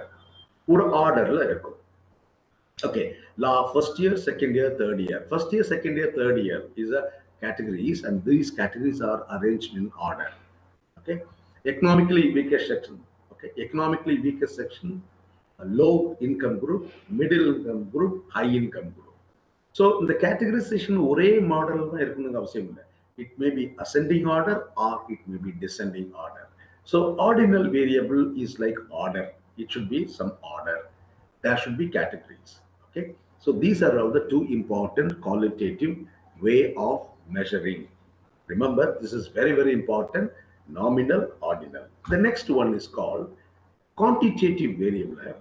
Interval and ratio அப்படின்னு சொல்றாங்க. Number one, quantitative variable is a variable which is represented or presented in the form of numbers. They are numerically expressed. ஆனா interval variable வந்து the absolute zero or the real zero இருக்காது. There won't be any absolute zero or real zero. Whereas ratio variable, it is also expressed numerically or in terms of numbers, but the presence of real zero, absolute zero இருக்கும். First, let me give an example of a ratio variable which can learn. Right? First, let me give an example for ratio variable. Well, in the morning, our registrar spoke in the inaugural function. Our registrar, Honorable Professor Balaji sir, spoke. Let us assume that he has a 500 rupee note on his pocket. Okay. But next to registrar, my friend, my brother Srinivasa Raghavan spoke. அவர் பையன் பார்த்தீங்கன்னா எப்பொழுதுமே கண்டிப்பா 2000 rupees note எப்பொழுதுமே நிறைய வச்சிருப்பாரு அவர். Okay, Srinivasa Raghavan is having 2000 rupees னு வச்சுக்கோங்க. Who is having more? கண்டிப்பா Raghavan sir is having more. ஏன்னா 500 is better than 2000. If you come and check my pocket, I swear, I mean it, I don't have money because I'm a retired person. I am a retired person. I don't have money in my pocket. Even I can switch on my video, I can show my pocket, my friends. I don't have money, but then I can say I have zero money on me. Zero is there and zero has got a value. I can say that Srinivasa Raghavan is having four times more than what our registrar sir is having. Okay? So when you say in terms of many folds, it is called a ratio variable, because in ratio variable, the real zero is present. For example, I'm speaking from Madurai and you are all sitting in Chennai. If I travel from Madurai to Chennai, I can say that I have traveled 400 kilometers. But our Bhagavati madam has not traveled. It means that she has traveled 0 kilometers. Okay, the zero is there and zero has got a value. It is called ratio variable. Friends, it is just opposite. It's called interval variable, where it will be represented in terms of numbers. Nevertheless, there won't be any real zero. I'll give an example. I have 25 statements or sentences which will explain about your level of anxiety or level of neuroticism. எவ்வளவு தூரத்துக்கு நீங்க பரபரப்பா இருக்கிறீங்க, படபடப்பா இருக்கிறீங்க, காலைல வெண்ணி தண்ணி ஊத்திக்கிட்ட மாதிரி இருக்கிறீங்கன்னு கண்டுபிடிக்கிறதுக்கு ஒரு டூல் இருக்கு. That is called neuroticism scale or an anxiety scale னு பேரு. What you have to do is 25 statements say yes or no இருக்கும், நீங்க fill up பண்ணிட்டே வரணும். At the end of it, they'll say, just count how many yes you have given. எத்தனை yes சொல்லியிருக்கீங்கன்னு பார்க்கணும். பார்த்ததுக்கு அப்புறம் அவங்க சொல்லுவாங்க, ஓகே 25ல வந்து நான் வந்து 12 yes சொல்லியிருக்கேன். That is your mark. Okay. Now they'll give an explanation. Supposing your score வந்து எப்படி இருக்கும்? 0ல இருந்து 25 marks இருக்கும். 0ல இருந்து 25 marks இருக்கும். And they'll say 0ல இருந்து 4 இருந்துச்சு அப்படின்னா, between 0 and 4, if your mark is between 0 and 4, you don't have any anxiety. You are a stable-minded person. That's the meaning of it. Supposing your score is between 5 and 13, you have the tendency to become more anxious or neurotic. On the other hand, if your mark is between, or your score is between 14 and 25, then you are a neurotic, you are very, very anxious. Supposing your mark is, say for example, 15, you are anxiety person or neurotic. Supposing your mark is 10, you are having tendency to become neurotic. What is your comment if I say my mark is 2? You say I am a stable. What is your comment if my mark is 3? You would say stable.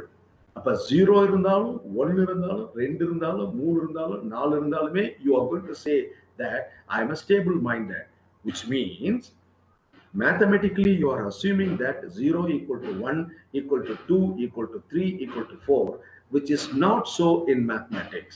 Therefore 0 is there, but the 0 is not having any value. It is called interval variable. Friends, in social sciences, whenever we are trying to measure, quantify any construct like beauty, psychological well-being, emotional intelligence, anxiety, depression, etc., etc., we have interval value only. It may be represented in terms of numbers, nevertheless, it is not a real 0. Okay, fine.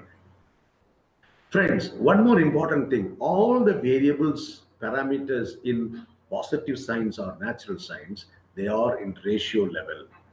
At the most, in social sciences, we can have interval level. Okay. நான் ஏன் இவ்வளவு தூரம் இதை பேசுறேன் அப்படின்னா, NOIR, nominal, ordinal, interval, ratio. If you can understand this, then selection of statistical techniques, you need not depend upon any statistician. Formulation of hypothesis, you need not discuss with your guide. You yourself can formulate a hypothesis. You yourself can select the appropriate statistical techniques, and you can select SPSS software and you can analyze, find results. So, friends, there are qualitative, nominal, ordinal. There are quantitative, interval, ratio. These are called nominal, ordinal, interval, ratio are called the 4 levels of measurement. Okay, 4 levels of measurement. When you talk about the qualitative and quantitative, there could be some other types of variables. If you are aware of it, then it will be very easy for you to deal with SPSS software and statistical techniques like independent variable, dependent variable, intervening variable, extraneous variable. I'll say a few things about, or I'll just introduce a few variables like independent variable. Independent variable என்ன அர்த்தம்? அது தனியா சந்தோஷமா இருக்கும். Dependent variable என்ன அர்த்தம் அப்படின்னா மற்ற வேரியபிள சார்ந்து இருக்கும். Dependent சார்ந்து இருக்கும். For example, a person or student is getting marks in the examination is a dependent variable. It is depend upon, that is marks or performance is based on the number of hours of study. அது மாத்திரம் இல்ல, the way in which he has understood the subject matter, the type of question, question paper ரொம்ப சிம்பிளா இருந்துச்சு அப்படின்னா ரொம்ப ஜாலியா இருக்கும். இப்பெல்லாம் நிறைய பேர் நிறைய மார்க் வாங்குறாங்க ஆன்லைன்ல. ஏன்னா ஆன்லைன்ல ஸ்கிரீன்ல பார்த்துட்டு பக்கத்துல உட்காந்து ஓப்பன் புக் எக்ஸாம் மாதிரி எழுதிட்டு இருக்காங்க.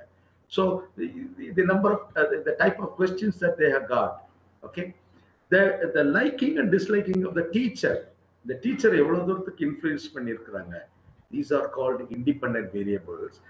Per se, they don't have any association, but they together join together and they'll try to influence the dependent variable. An intervening variable என்ன அர்த்தம் அப்படின்னா partial effect கொடுக்கிறது intervening variable சொல்றாங்க. In addition to that, we have predictor variable, contributing variable, causative variable, outcome variable, study variable. Friends, I record, I register, I'll tell you, my friends, and I promise in the types of variables tomorrow when I'm going to talk about testing of hypothesis, I shall give in detail. So don't worry about it. Not I will go faster for and again I'm asking, am I making myself clear to you, ladies and gentlemen? I'll never ask, do you understand, do you follow? சில பேர் சொல்லுவாங்க புரியுதா புரியுதா புரியுதா அப்படின்னு சொல்லி கேட்பாங்க.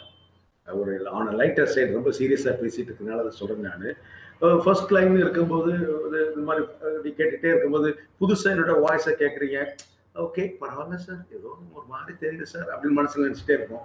திருப்பி நம்ம உட்காந்து புரியுதா புரியுதா அப்படின்னு சொல்லிட்டு என்னோட ஆங்ஸைட்டி உங்க மேலே திணிச்ச உடனே ஐயோ என்ன இப்படி போய் கேட்குறாரு அப்படின்னு சொல்லிட்டு ஒன்றும் பதில் சொல்ல முடியாமல், இப்போ ஆன்லைனில் இல்லாமல் ஆஃப்லைனில் இருந்துச்சுன்னா எஸ்ன்னு சும்மா நாச்சுக்கு தலையாட்டுவீங்க. நீங்கள் இன்னொரு செட் ஆஃப் பீப்புள் இருப்பாங்க. அவங்க என்ன பண்ணுவாங்க தெரியுமா, புரியுதா புரியுதான்னு கேட்டுக்கிட்டே இருக்கும்போது மனசுக்குள்ள சொல்லுவாங்க, ஆனா வெளியில சொல்ல மாட்டாங்க. மனசுக்குள்ள என்ன சொல்லுவாங்க அப்படின்னா, சனினே புரியுற மாதிரி சொல்லி தொலைஞ்சா எனக்கு புரிஞ்சிருக்கும்ல, நீ பாட்டுக்கு யார் பெத்த பிள்ளையோ பேசுற மாதிரி நீ பாட்டு ஸ்கிரீனை பார்த்து பேசிட்டு இருக்கேன் நீனு அப்படின்னு கூட நினைக்கலாம். But we don't no.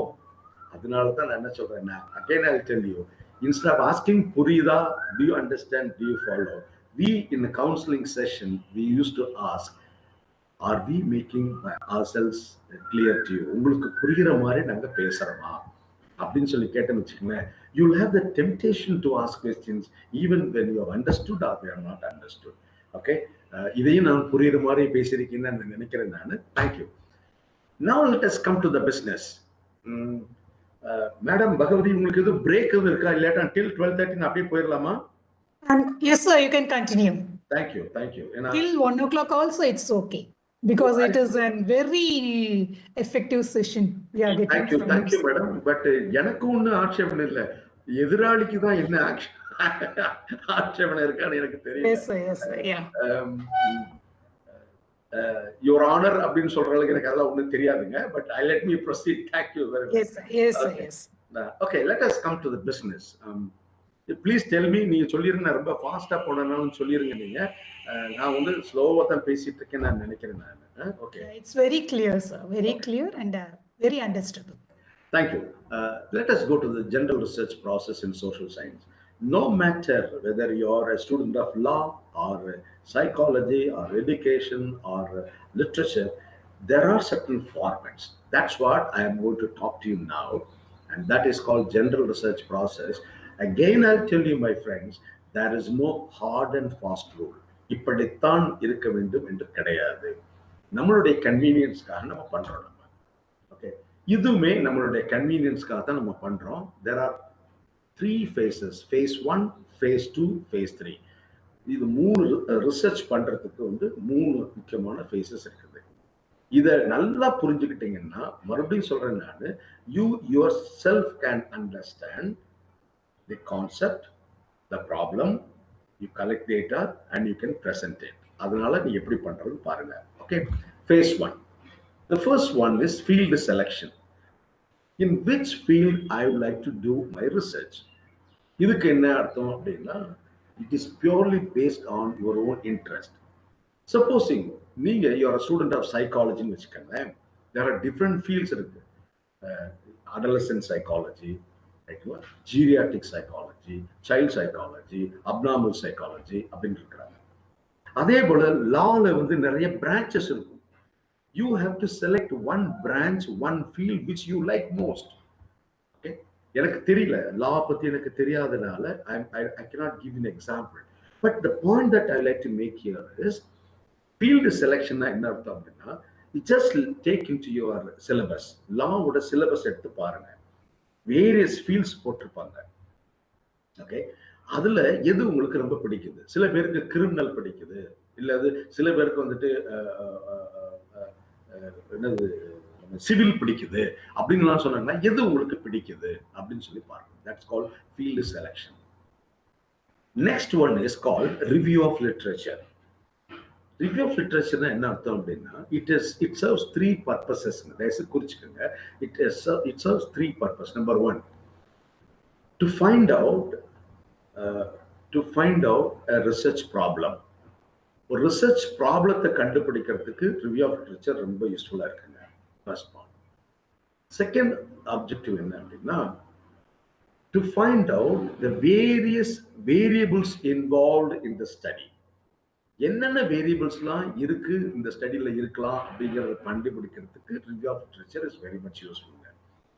And third one is, after conducting or completing the study, review of literature will help you whether or not your findings are coinciding with others. ஒரு கம்பேர் பண்றதுக்கு ரிவ்யூ ஆஃப் லிட்ரேச்சர் ரொம்ப யூஸ்ஃபுல்லா இருக்குங்க. So the first point வந்து என்னன்னா, to find out a problem. எதை படிக்க போறேன் அப்படின்னு பண்றதுக்கே review of literature will be much useful. As I told you during the first step, if you have selected one field, ஒரு ஃபீல்டு நீங்க எடுத்துட்டீங்க அப்படின்னா, ஃபர்ஸ்ட் நீங்க என்ன பண்ணணும்னா அந்த ஃபீல்டை மாத்திரம் ஃப்ரீஸ் பண்ணி you have to do review of literature. Friends, those were the days where we used to go to different libraries. ரைட்ங்களா, ஒவ்வொரு லைப்ரரியா போறோம். இப்ப பாருங்க, ஸ்ரீனிவாச ராகவன் என்னோட பிரதர் வந்து அழகா சொன்னாரு, என்னென்ன மாதிரி மெட்டீரியல்ஸ்லாம் இருக்கு, என்ன மாதிரி vast difference. If you sit in front of your computer, internet access இருந்துச்சுன்னா நம்ம கூகுள் தாத்தா நிறைய ஹெல்ப் பண்ணுவார். ரிசர்ச் கேட் இருக்குது, ரைட்டுங்களா, ஸ்காலர் ரிசர்ச் ஸ்காலரோட இது இருக்குது. இதெல்லாம் நீங்க சர்ச் பண்ணீங்கன்னா இமீடியட்டா you can see what are all the studies which have been conducted already. அதுல வந்து நம்ம என்ன பண்றோம் அப்படின்னா, a study which has been carried out many a time அப்படிங்கிறது என்ன. Second point, a study which was not focused at all. ரெண்டு extreme என்னமோ பார்க்கிறோம் நம்ம. ஏன் ஒரு ஸ்டடி அதிகமாக எடுத்தாங்க, ஏன் ஒரே ஸ்டடி நிறைய பேர் படிச்சுட்டே இருக்கிறாங்க, why people are trying to talk about human rights violation, அதவே ஏன் படிக்கிறாங்க, அல்லது டொமஸ்டிக் வயலன்ஸ் பத்தி ஏன் அதிகமா படிக்கிறாங்க, is it that much important அப்படிங்கிறதுனாலும் ஒரு ரிசர்ச் எடுத்து பண்ணலாம். why people are not at all focused on this area, why people are not talking about the legal aspects of mentally ill. Mental இல்னஸ்ல இருக்கிறவனோட லீகல் ஆஸ்பெக்ட்ஸ் ஏன் சார் யாரும் பார்க்கல, நம்ம நான் ஏன் படிக்க கூடாது. So it will give a food for thought. So the first one is review of literature. நீங்க என்ன செய்யறோம் அப்படின்னா, after finding or selecting the field, you have to do the review of literature. Number one, to identify 5 to 6 major work. அதுதான் review of லிட்ரேச்சரோட first objective. அதுக்கப்புறம் நீங்க என்ன பண்ணணும், you have to select one particular, then you have to go in depth to that and identify the variables. Okay, so this is the objective of review of literature. Third one என்னன்னா, when you are doing the review of literature, third step என்ன அப்படின்னா, listing the interested topics. ஒரு ஃபீல்ட்ல வந்து there may be so many topics which have been carried out by many people.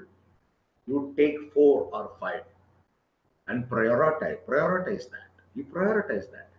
This is very important for me. If I'm not taking this topic, then I would never get sleep at all, because it disturbs me to the core. I'm intellectually disturbed. Therefore, let me select this topic. அப்படின்னு நினைச்சிட்டு ஒரு 5 topic நீங்க எடுங்க. அந்த 5 டாபிக்லயுமே வந்து in-depth focused review of literature பண்ணணும். What we say is deduction அப்படின்னு சொல்லுவாங்க.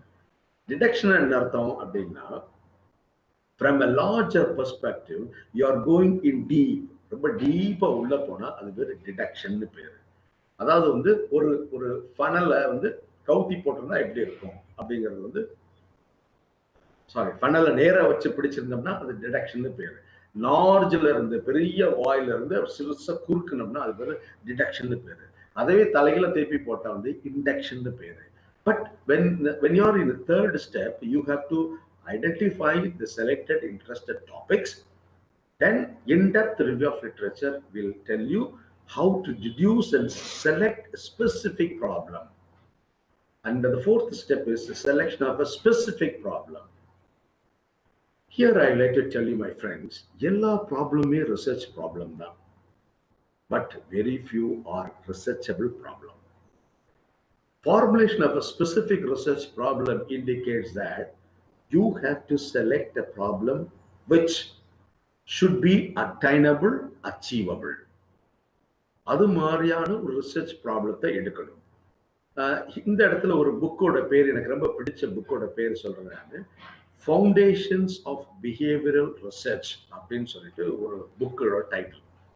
Foundations of behavioural research by Fred and Kerlinger. Fred and Kerlinger அப்படின்னு சொல்லிட்டு ஒரு சைக்காலஜிஸ்ட் அவர் வந்து எழுதியிருக்கிறார், பிஹேவியர் தெரபிஸ்ட் அவர் எழுதியிருக்கிற புக்கு. செகண்ட் சாப்டர்ல ஒரு எக்ஸாம்பிள் சொல்வாரு. All research problems need not necessarily be researchable problems. All research problems are research problems are problems, but very few are researchable problems. அப்படின்னு சொல்றாரு. சொல்லிட்டு ஒரு எக்ஸாம்பிள் சொல்றாரு. How many angels can dance on a head of a pin? This is an example that he has quoted. You can read that particular book. Chapter 2 la சொல்லியிருக்கிறாரு. How many angels can dance on a head of a pin? Is it a research question? Absolutely correct. It's a research question. But is it a researchable? We don't know. First of all, the question goes, how many angels can dance on a head of a pin? First of all, I have to identify an angel. An angel for me need not necessarily be an angel for you. And the problem start ஆயிடுச்சு. So first identification of the angel itself is a problem. Then even if we have identified an angel, we have agreed that she is an angel, then the angel should know how to dance. Second condition. அப்படியே ஆட தெரிஞ்சாலுமே that angel should dance on a head of a pin. ஒரு பின்னோட ஹெட்ல dance ஆடணும். இதெல்லாம் நடைமுறைக்கு சாத்தியப்பூர்ணா இல்ல. So these are called fairy tale question, wherein it's all in stories. You cannot conduct evidence-based research, but you can imagine and you can fantasize and you can be very happy. அப்ப research problem, specific problem na enna artham appadina, we have to select a problem which should be attainable. அது கண்டிப்பா முடிக்கிற மாதிரி ஒரு research problem எடுக்கணும். That's called formulation of the research problem. I shall give an example later. Once you have formulated, you have to clarify the research problem. This is very important phrase. Clarification of the research problem, meaning you are trying to give the meaning for each and every term that you have used in the research title. Formulation of the research problem is nothing but your research title. You are selecting a title, and that is called formulation of the research problem. Once you have formulated, supposing I have formulated the psychological well-being of the persons who were affected by COVID-19 in Madurai city. This is the title. Now I have to clarify this. First of all, the psychological well-being. What I mean by the term psychological well-being. Okay? Then how I define the term psychological well-being. Is it possible for me to measure the term psychological well-being, that is quantifying the level of psychological well-being? So the first in the mood questions கேட்கணும். Psychological well-being of COVID affected persons in Madurai city, if that was the title. So first I have to clarify what is psychological well-being. Then second one is COVID. COVID வந்து நான் define பண்ணணும். It is difficult to define COVID. But என்ன சொல்றேன், COVID affected அப்படின்னு சொல்றேன். Covid affected அப்படின்னா அவங்க infect ஆயிருக்காங்களா, அஃபெக்ட் ஆயிருக்காங்களா? இன்ஃபெக்ட் ஆனவங்க அஃபெக்ட் ஆயிருப்பாங்க, இன்ஃபெக்ட் ஆகாம இருந்தாலும் அஃபெக்ட் ஆயிருப்பாங்க. Supposing my father was infected, because of that I was affected. I would not have been infected, but I was affected. அப்ப அஃபெக்டட்னா என்ன அப்படிங்கறது கிளியர் பண்ணணும். Madurai city, fine. Madurai city அப்படின்னா which hospital that you are referring to? Are you referring the government hospital or a private hospital? So when I say that psychological well-being of COVID affected in Madurai city, then all the terms are to be clarified. Friends, ஒரு secret சொல்லிடுறேன், யார்கிட்ட சொல்லாதீங்க. When you are able to clarify the research problem, you are through and you will complete the research process. Once you are not able to clarify the problem, then you have to disturb your guide. இன்னும் நிறைய பேர் இருக்கிறாங்க. என்னோட தம்பி brother Srinivasa Raghavan புதிய புறவை அப்படின்னு ஒரு படம் சொன்னாரு. நான் ஒரு படம் சொல்றேன். நான் காதலிக்கு நேரமில்லை. யோ, நீங்க சொல்ற படத்துல பார்த்தா உங்களுக்கு கண்டிப்பா ஒரு 60 வயசு இருக்குமா ஐயா அப்படின்னு நினைக்கிறது என்னால தெரியுது. கெஸ் பண்றீங்க, நீங்க அப்சர்வ் பண்றீங்க, எனக்கு தெரியுது. காதலிக்கு நேரமில்லை அப்படிங்கிற படத்துல நாகேஷ் கேரக்டர் வந்து ரொம்ப ஃபென்டாஸ்டிக்கான கேரக்டர். அந்த படத்துல அவர் சொல்லுவாரு, இந்த ஹீரோயின் ரெடியா இருக்கிறாங்க, ஹீரோ உங்களே போட்டுடலாம், நம்ம அந்த சிச்சுவேஷனை பார்த்துடலாம், அந்த கதை ஒண்ணுதான் இல்லை அப்படின்னு சொல்லுவாரு. இது என்ன அர்த்தம் அப்படின்னா, without the matter people have all other things இல்லைங்க. இந்த clarification of the research problem, if you are able to do that without anybody's help, you can easily complete the research work. That means you are very much aware of what exactly you are going to do, how exactly you are going to define, how exactly you are going to measure the variables. If you are very clear, that means the clarification of the research problem is very clear. Next, the sixth step is very important, aim objectives. Generally, நிறைய பேர் என்ன பண்றாங்கன்னா, aims of the study அப்படிங்கிறாங்க. Please, என்னோட little understanding, I'm not an English teacher. Nevertheless, I'll tell you, for a research study, there could be only one aim, but there could be more number of objectives. அப்ப எய்ம்ங்கிறது என்னன்னா, நம்மளுடைய நோக்கம், நம்மளுடைய இலக்கு என்ன அப்படின்னு பாக்குறது aim. Objectives are the ways and means through which we can reach the goal. எப்படி நம்ம ரீச் பண்ண போறோம் அப்படின்னு பாக்குறது தான் வந்து objectives சொல்றாங்க. Okay, there could be one aim, there could be one aim, there could be more number of objectives. Now I'll tell you, my friends, aim எழுதுறது வந்து ரொம்ப easy. What was the example that I have given? Psychological well-being of COVID affected persons in Madurai city. அப்ப என்ன aim இருக்கும்? அந்த டைட்டிலே லைட்டா modify பண்ணி எழுதுங்க. The main aim of the study is to measure the level of psychological well-being of the COVID affected persons in Madurai city. டைட்டிலவே லைட்டா உல்டா பண்ணி எழுதுறேன்னா I got the aim. ஏன் தெரியுமா? எய்ம் ஒன்று வச்சுக்கிட்டு டைட்டில் ஒன்று இருக்கக்கூடாது. It should coincide. அதுல வந்து கரெக்டா சின்க்ரனைசேஷன் ஆகணும். அப்ஜெக்டிவ்ஸ் என்ன? அப்ஜெக்டிவ் நான் என்னென்ன பண்ண முடியுமோ அதெல்லாம் எழுதிக்கலாம். நம்பர் 1 என்ன பண்ணலாம்? I want to understand, to study the socio-demographic profile of COVID affected persons. அது first objective வச்சுக்கலாம்.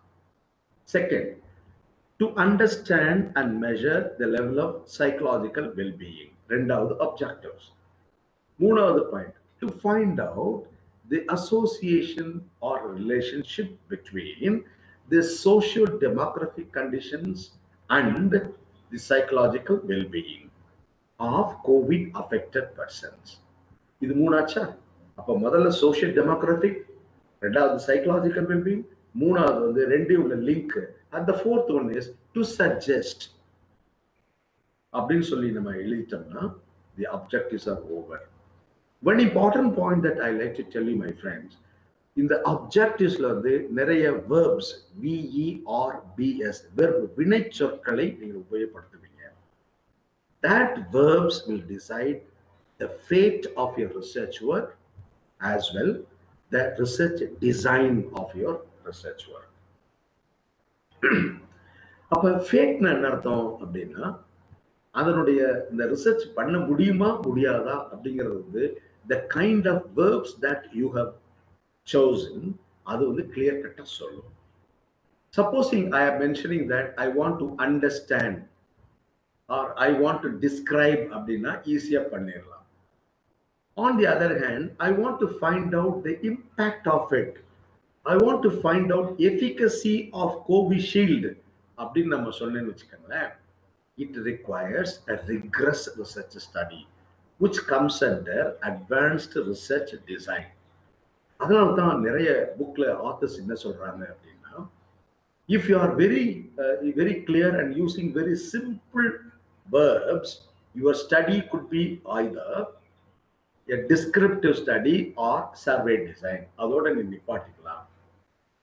On the other hand, if you use highly advanced terms and terminologies like effectiveness, impact, etc., then you have to go for experimental studies. So aims or objectives are very, very important for any research study. Next one is variables and measurement.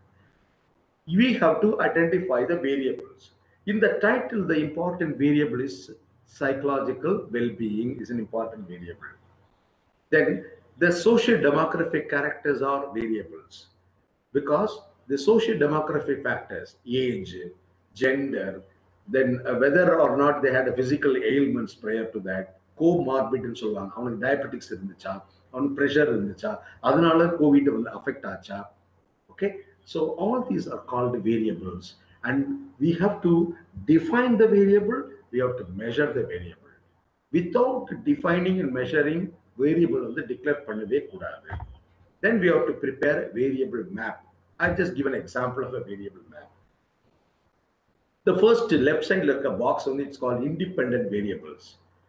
Then right extreme like a box on the is called dependent variable.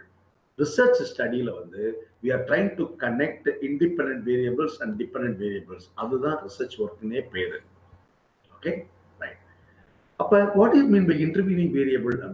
Intervening variables sometimes are called dependent variables and sometimes they are independent variables. For example, when you consider leadership styles and job involvement towards employee engagement, ஒரு HRM human resource managementல இருக்கக்கூடிய என்னோட PhD ஸ்காலரோட ஸ்டடியை நான் எடுத்து போட்டிருக்கேன். நான் I want to study the leadership style, I want to study the job involvement, I want to study the employee engagement. அப்ப leadership styles and job involvement are independent variables when I take employee engagement as a dependent variable. Okay, அப்ப இந்த சென்டர்ல இருக்கிறது independent variable. Now, if I'm not talking about employee engagement, if I study only the leadership style and job involvement, they are dependent variable.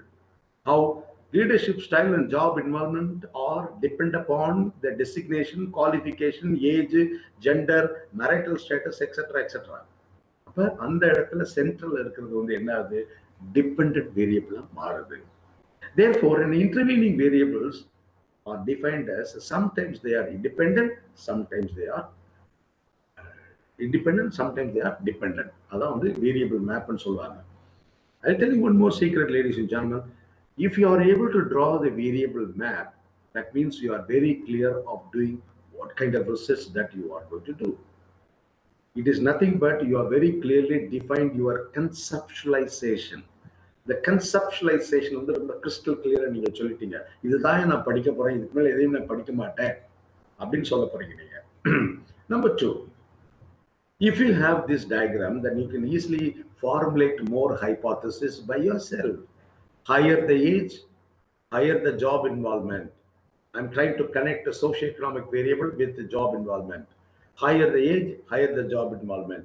Or higher the age, higher the job involvement, better will be the employee engagement. I'm trying to show one path. இதைத்தான் பின்னாடி ஸ்டாட்டிஸ்டிக்ல வந்து path analysis அப்படின்னு சொல்றாங்க. Okay, first உள்ளதுக்கு வந்துட்டு என்ன பண்றாங்க, correlation analysis. Higher the age, higher the job involvement. I'm trying to see the association. அப்ப age is a quantitative variable. Job involvement is again a quantitative variable, interval variable. Then ஒரு scale போட்டு measure பண்ணிட்டேன். When I have two quantitative variables, I have to select call PSNs R.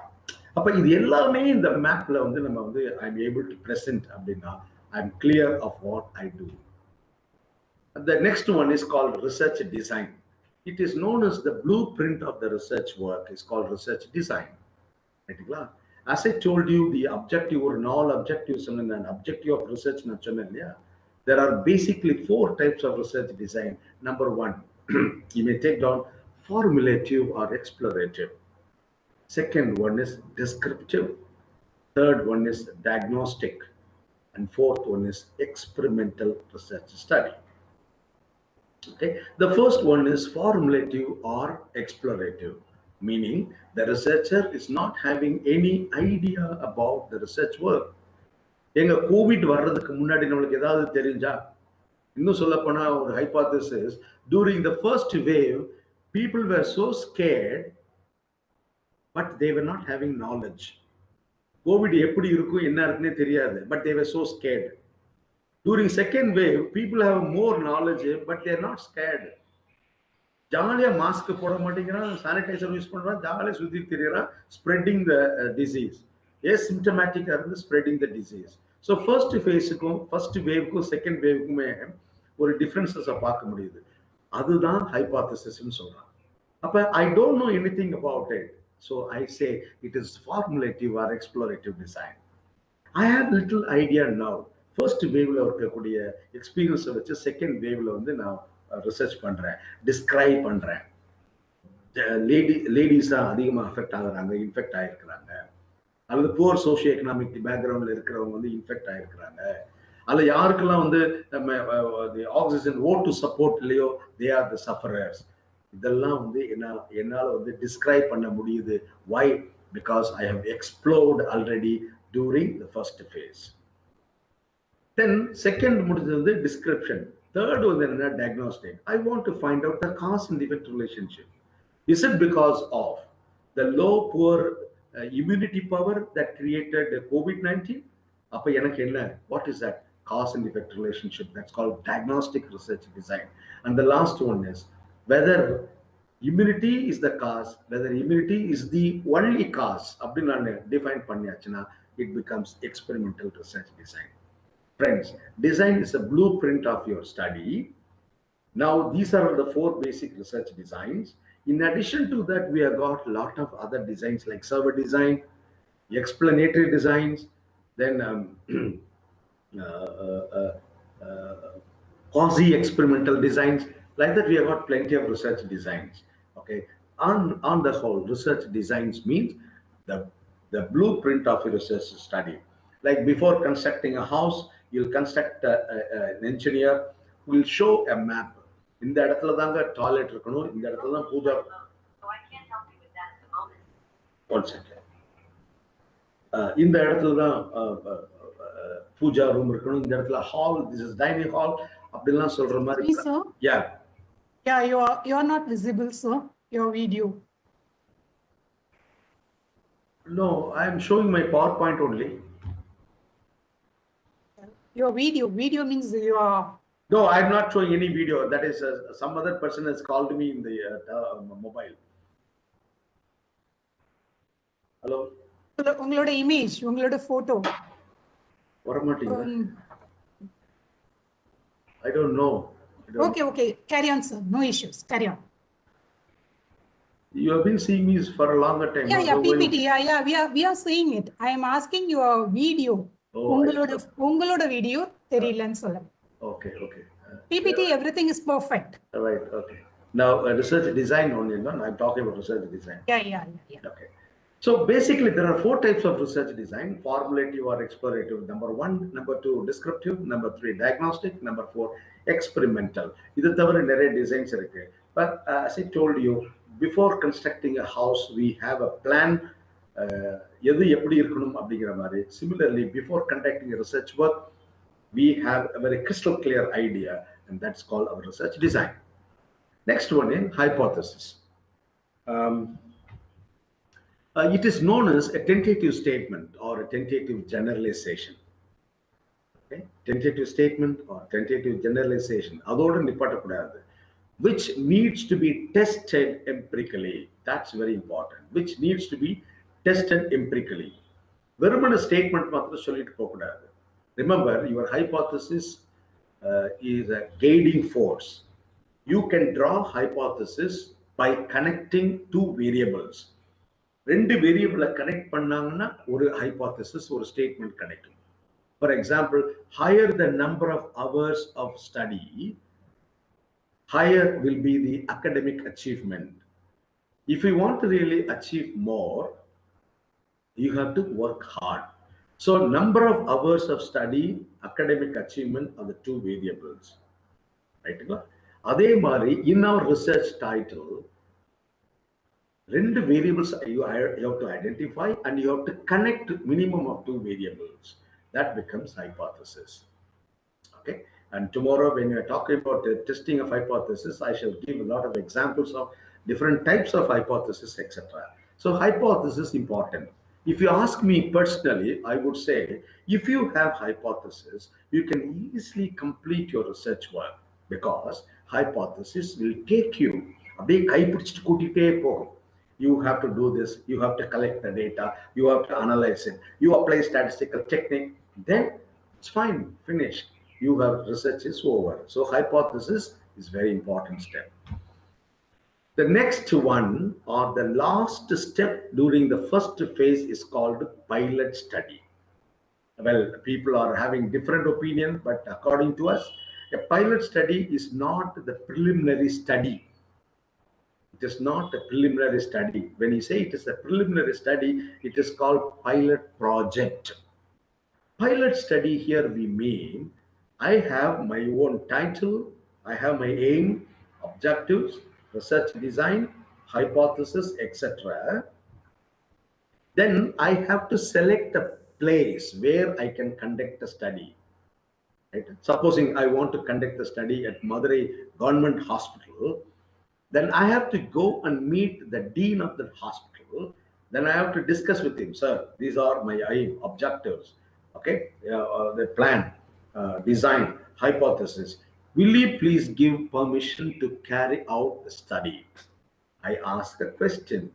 So pilot study is a phase where you are trying to find out the feasibility of conducting the study. In the study, if the government authorities, no, வேண்டாங்க இதெல்லாம் வேண்டாங்க, ரொம்ப political issues மாறிடும், Covid பத்தி ரொம்ப இதாயிடுவீங்க, நீங்க ஏதாவது report கொடுத்துருவீங்க, சாரி அப்படின்னா, it is not possible for me to carry out the study in government hospital. Therefore, I have to switch over to a private hospital. Feasibility of conducting the study. I have studied what I wanted to study. நான் என்ன பண்ணணும்ங்கறத prepare பண்ணிட்டேன். But then I do not have the place to study.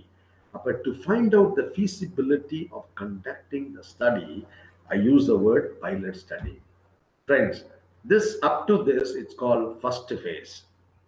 So at the end of the first phase, we'll come to know or we'll be very clear of what we are supposed to study. All right. So உங்களோட video தெரியலன்னு சொன்னீங்க. ஆமாங்க madam. இன்னும் தெரியலையா? இல்ல okay. Okay.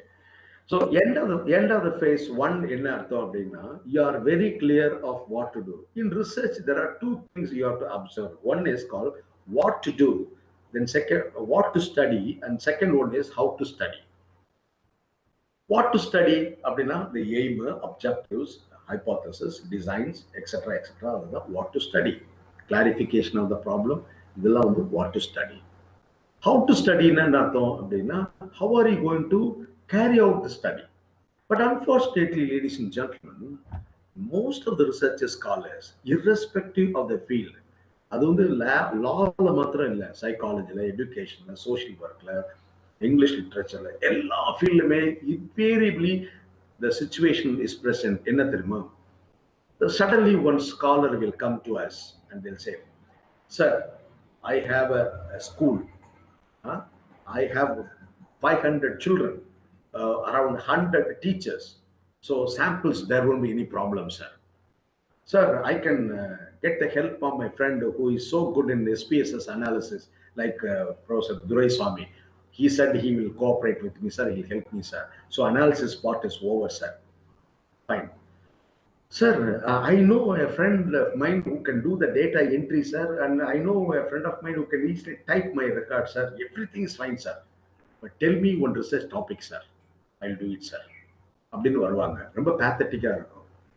Please understand, those who are listening to me, my friends, I do not know the number, but then I'm just giving a suggestion. என்ன அப்படின்னா, don't ask a research title from your guide. If you are asking a guide, if நான் தான் ஒரு research guide என்ன கேட்டீங்கன்னா, I will suggest a topic which I like most, which need not be true, or you may not like the topic. இப்போ என்கிட்ட ஒரு topic கேட்டீங்கன்னா நான் வந்து ஏதாவது ஒன்று சொல்லிட்டு இருப்பேன் நான். So you have to finalize or select a topic, and you have to discuss with your guide the methodology and other things. Please, you after completing this 3-day national seminar on quantitative and qualitative research, don't ever ask your research guide or any person to suggest a topic. If you are not asking, I think the objective of this training program is satisfied. You yourself should try. Rome was not built on a single day. Try பண்ணுங்க. At this age, I have completed roughly around 36 to 40 years of teaching experience. Every day I feel, whenever I look at any research work, every day I feel that it's all very new. அவ்வளவு இருக்குங்க. Last week I was listening to a friend of mine, who spoke on SEM and AMOS, a recent analysis software, SEM and AMOS, structural equation modeling and analysis of movement of structure. அப்படின்னு சொல்லிட்டு பியூட்டிஃபுல்லா வந்து scale கன்ஸ்ட்ரக்ஷனை பத்தி பேசிட்டு இருந்தாரு. It was a food for thought for me. Enjoy பண்ணி கேட்டேன். So there is no end to it. Therefore, you select a topic of your own interest. And so the first phase is over, where we discussed how we have to select a topic, what is to be done. That's the first phase. Let us move on to the second phase. Second phase என்ன அப்படின்னா, how are you going to do it? So first phase வந்து what, second phase வந்து how. First of all, we have to select the universe. Universe is nothing but your entire population, and you have to select. Supposing you are trying to find out, or you are going to work with COVID affected patients, all the patients at government hospital is your universe. Now, it is very obvious, rather it is obviously obvious, we cannot cover the entire universe. When you cover the entire, or when you want to cover the entire universe, you may require a lot of manpower, more money, more time, etc. Excuse me, more money, etc. So, and another important point is, when you are talking about universe, there could be two types of universes. Number one, definable universe, and second one is undefinable universe. Friends, whenever you have a definable universe, then only you can go for proper sampling technique. You should know the universe. Supposing I say Dr. Ambedkar Law University, so many students have registered for first year, second year, third year. Okay, that is called definable universe. Number of law graduates in India, it is not definable. It is very difficult to define. We have to talk to all the university vice chancellors and private colleges, if at all there is. Then we have to collect the data. By the time you collect the data to find out the number of persons, then you will become old. Then you cannot pursue as a research study. So when you're talking about universe, there are two types of universes. One is definable, another one is undefinable universe. But I would suggest, if you have a definable universe, you can conduct a study very easily. Next. But when you're talking about when you're talking about universe, as I told you, it takes more time, more money, etc. And sometimes the universe may be undefinable. When you want to convert the undefinable universe into definable universe, you are using this condition called inclusion and exclusion conditions. These are called parameters or indicators, wherein you are trying to filter the undefinable universe into a definable universe. ஒரு filter பண்ண போறேன். ஏன்னா இந்த particular ஏஜ்ல இருக்கிறவங்க தான் நான் ஸ்டடியில include பண்ண போறேன். ஓகே, In the particular இந்த மாதிரியான diseased persons எல்லாம் இருந்தாங்கன்னா அந்த exclude பண்ணிடுவேன் நான். When I am trying to do some inclusion exclusion, it means I am trying to filter the population. Okay. Then next one is called sampling. That is selecting the few from the universe. Why we have to select sample? It is obvious that we cannot cover the entire universe. It takes more money, more time, more energy, more manpower, etc.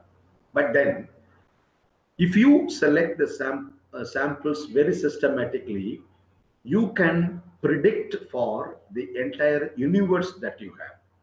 If you have got the universe as 1,000 people, and if you have collected the data, and on the other hand, if you are selecting 100 from 1,000 very systematically, the results will be similar.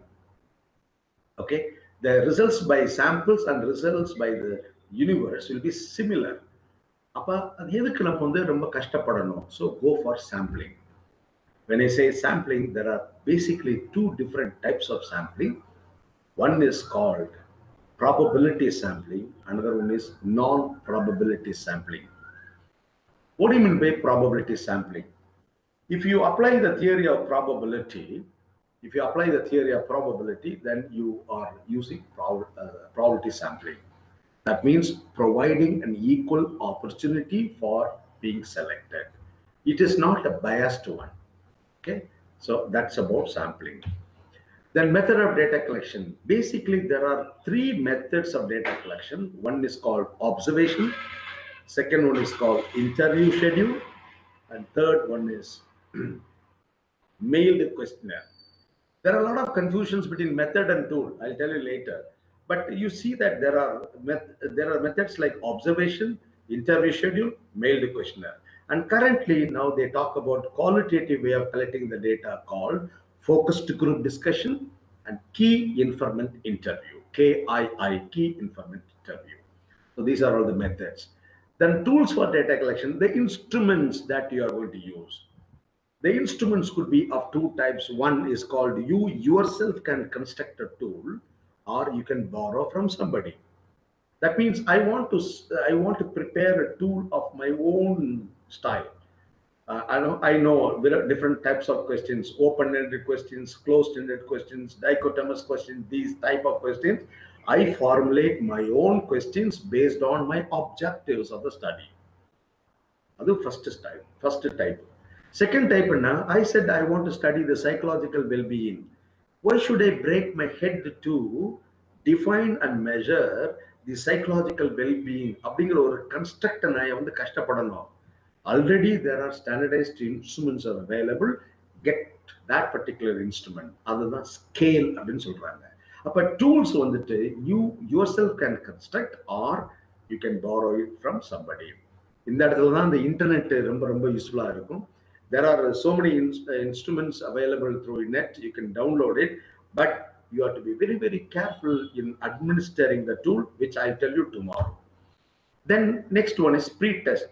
If you have prepared the tool by yourself, you have to test it with 15% or 16% or 20%. That is to find out the efficacy of the tool. Friend, in pilot study, I talked about the feasibility, whereas in pre-test, I talk about the efficacy of the tool that I have prepared. That's called pre-test. Then actual data collection means you go to the field to collect the information. Okay, that's called field work, actual data collection.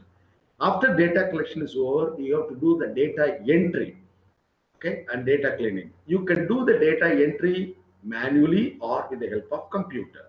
Tomorrow, I'm going to talk about some computerized techniques and tests and all. And our friend, Dr. Swami, will also explain how you can perform with the help of SPSS. So data entry could be done manually or through electronically. Once you have done the data entry, you have to clean it. Cleaning of the data meaning some unwanted, I wouldn't say unwanted, the trivial or outliers. Because of the extreme values, our results would have been affected. So we have to trim that. We have to clean the data. So our registrar has talked about missing value. He mentioned the word missing value. So all these things should be done by doing data cleaning. Okay, I shall explain tomorrow when I talk about this statistical test. Then data analysis. That means application of statistical techniques. Based on the hypothesis that you have got, you have to select the appropriate statistical techniques. And friends, at this point of time, many of the computer center people, many of the experts are keeping that as a business secret, and they are charging very heavily. Don't you worry, tomorrow I'll tell you when to select what statistical technique. If you follow all the techniques, you can complete PhD in law or postdoctoral fellowship in law. So those are the techniques, roughly around 30 techniques available. I'm really going to let the cat out of the bag tomorrow. So for tomorrow's lectures only, I'm giving all these base. Okay. So tomorrow we are going to discuss what are the different statistical techniques and how can select all these techniques. What are the prerequisites or conditions? That part I'll tell you tomorrow. That is called data analysis. Then report preparation. You have to prepare the report. As my brother Srinivas Adagavan talked about MLA, then Oxford, then APA. These are the different types of reporting. I don't know what type of methodology that you are following in law school. I don't know. You can do that. That's called report preparation. Okay. The reports are being prepared for two different reasons. Number one, for documentation. Number two, I wanted to record what I have done. Okay. So that's about report preparation. Up to this, it is called end of phase 2. I want to have just 5 more minutes, madam. I will complete it. This is called end of phase 2, where we have dealt with how it should be done, how it should be. During the first phase, we have done what is to be done, and during the second phase, how it should be carried out. And the last one is the third phase, where we talk about time budgeting, cost budgeting, action plan preparation, limitations, scope for further research, conclusions, etc. This is how we can deal, or the fine tuning of the research is called phase 3. Okay, I'll show time budgeting, cost budgeting, action plan preparation, and you'll also think about the limitations. Then we'll also think about the scope of further research. Then we conclude it. That's called phase 3. And these are the 3 different phases wherein we engage ourselves in the process of doing research in the field of social sciences. Okay, I just given a highlight. I was so happy the registrar Dr. Balaji sir, as well as our advisor NAC Dr. Ponmudi Raj, and my brother Srinivasa Raghavan. They have given all these terms and terminologies. அவங்கெல்லாம் பேசினதுக்கு அப்புறம் நான் பேசுறது வந்து repetition ஆனாலுமே they indirectly helped me to pay way. இதெல்லாம் அழகா terms and terminology சொன்னாங்க. அவங்க சொன்னதை வச்சு தான் நம்ம அப்படியே பில்ட் பண்ணியிருக்கேன் நான். Actually, I didn't know that those people are going to say the same thing. But I have prepared my slides, and I have just introduced the general research process. Over to the audience. If you have any specific question, you can ask questions. You can, yes. Video, why video is not there? Yeah, your picture. That's why we are saying. Yeah, now it is visible. Oh God. So this is what I want to tell you, my friends. It's a base only, ரொம்ப basic fundamental. இன்னொன்னு தெரியுமா, தமிழ்லே சொல்லிடுறேன் நான். உலகத்திலே ஈஸியானது எதுன்னு சொல்லிட்டு இப்ப பகவதி மேடத்தை கேளுங்க, அவங்க சொல்லுவாங்க. அல்லது இந்த சோனா மேடம் பேசுறது அது anchor. If you ask her, she'll tell you. But உலகத்திலே ஈஸியானது என்ன அப்படின்னா doing research in the field of social sciences. உலகத்திலே ஈஸியானது doing research in the field of social sciences. In my house during COVID சரி, ordinary டயத்துலையும் சரி, திடீர்னு ஒரு ஏதாவது ஒன்று செஞ்சுட்டு வந்துட்டு இது என்னன்னு சொல்லுங்கன்னு என் ஒய்ஃப் கேட்பாங்க. என்னன்னு சொல்லுங்கன்னு சொல்லிட்டு we have to baptize that. சொல்லணும். Same Bisibella bath is done in different occasion, different ways. It's very difficult to prepare, but doing research in the field of social sciences is the very easiest task, provided you follow the methods. Very simple. Okay, simple methods you can follow, you can easily do it. So with these few words, once again I thank the organizers, especially the Vice Chancellor, the Registrar, my friend, my brother Srinivasa Raghavan, then the advisor NAC, Dr. Pon Muniraj, then Madam Bhagavati, and of course all the members who have listened to my talk. Over to the organizers. Take care, love you. Thank you. Hope I made myself clear. Yeah. Participants are requested to raise your questions if you are having any clarification with the resource person. This is a great opportunity to utilize. Sorry, one semester portions was asked to cover 1.5 hours. And sir, I think it was absolutely an honor to see that. I think months that we spent together, we wouldn't have learned this much in just 1 hour, sir. We actually have a couple of questions from our participants, sir. Let me try to clarify. Bhagwati ma'am, this is Uma Maheshwari. Yes, ma'am. I just want to clarify myself with reference to some basics on that. Can I? Yeah, sure. Sir, this is Uma Maheshwari, faculty of this Ambedkar Law University, sir. I have some basic questions. I mean, in legal research, the limitation at which we do all the statistical analysis is collection of data and probably a percentage method to analyze whether the cause and effect relationship is there or not.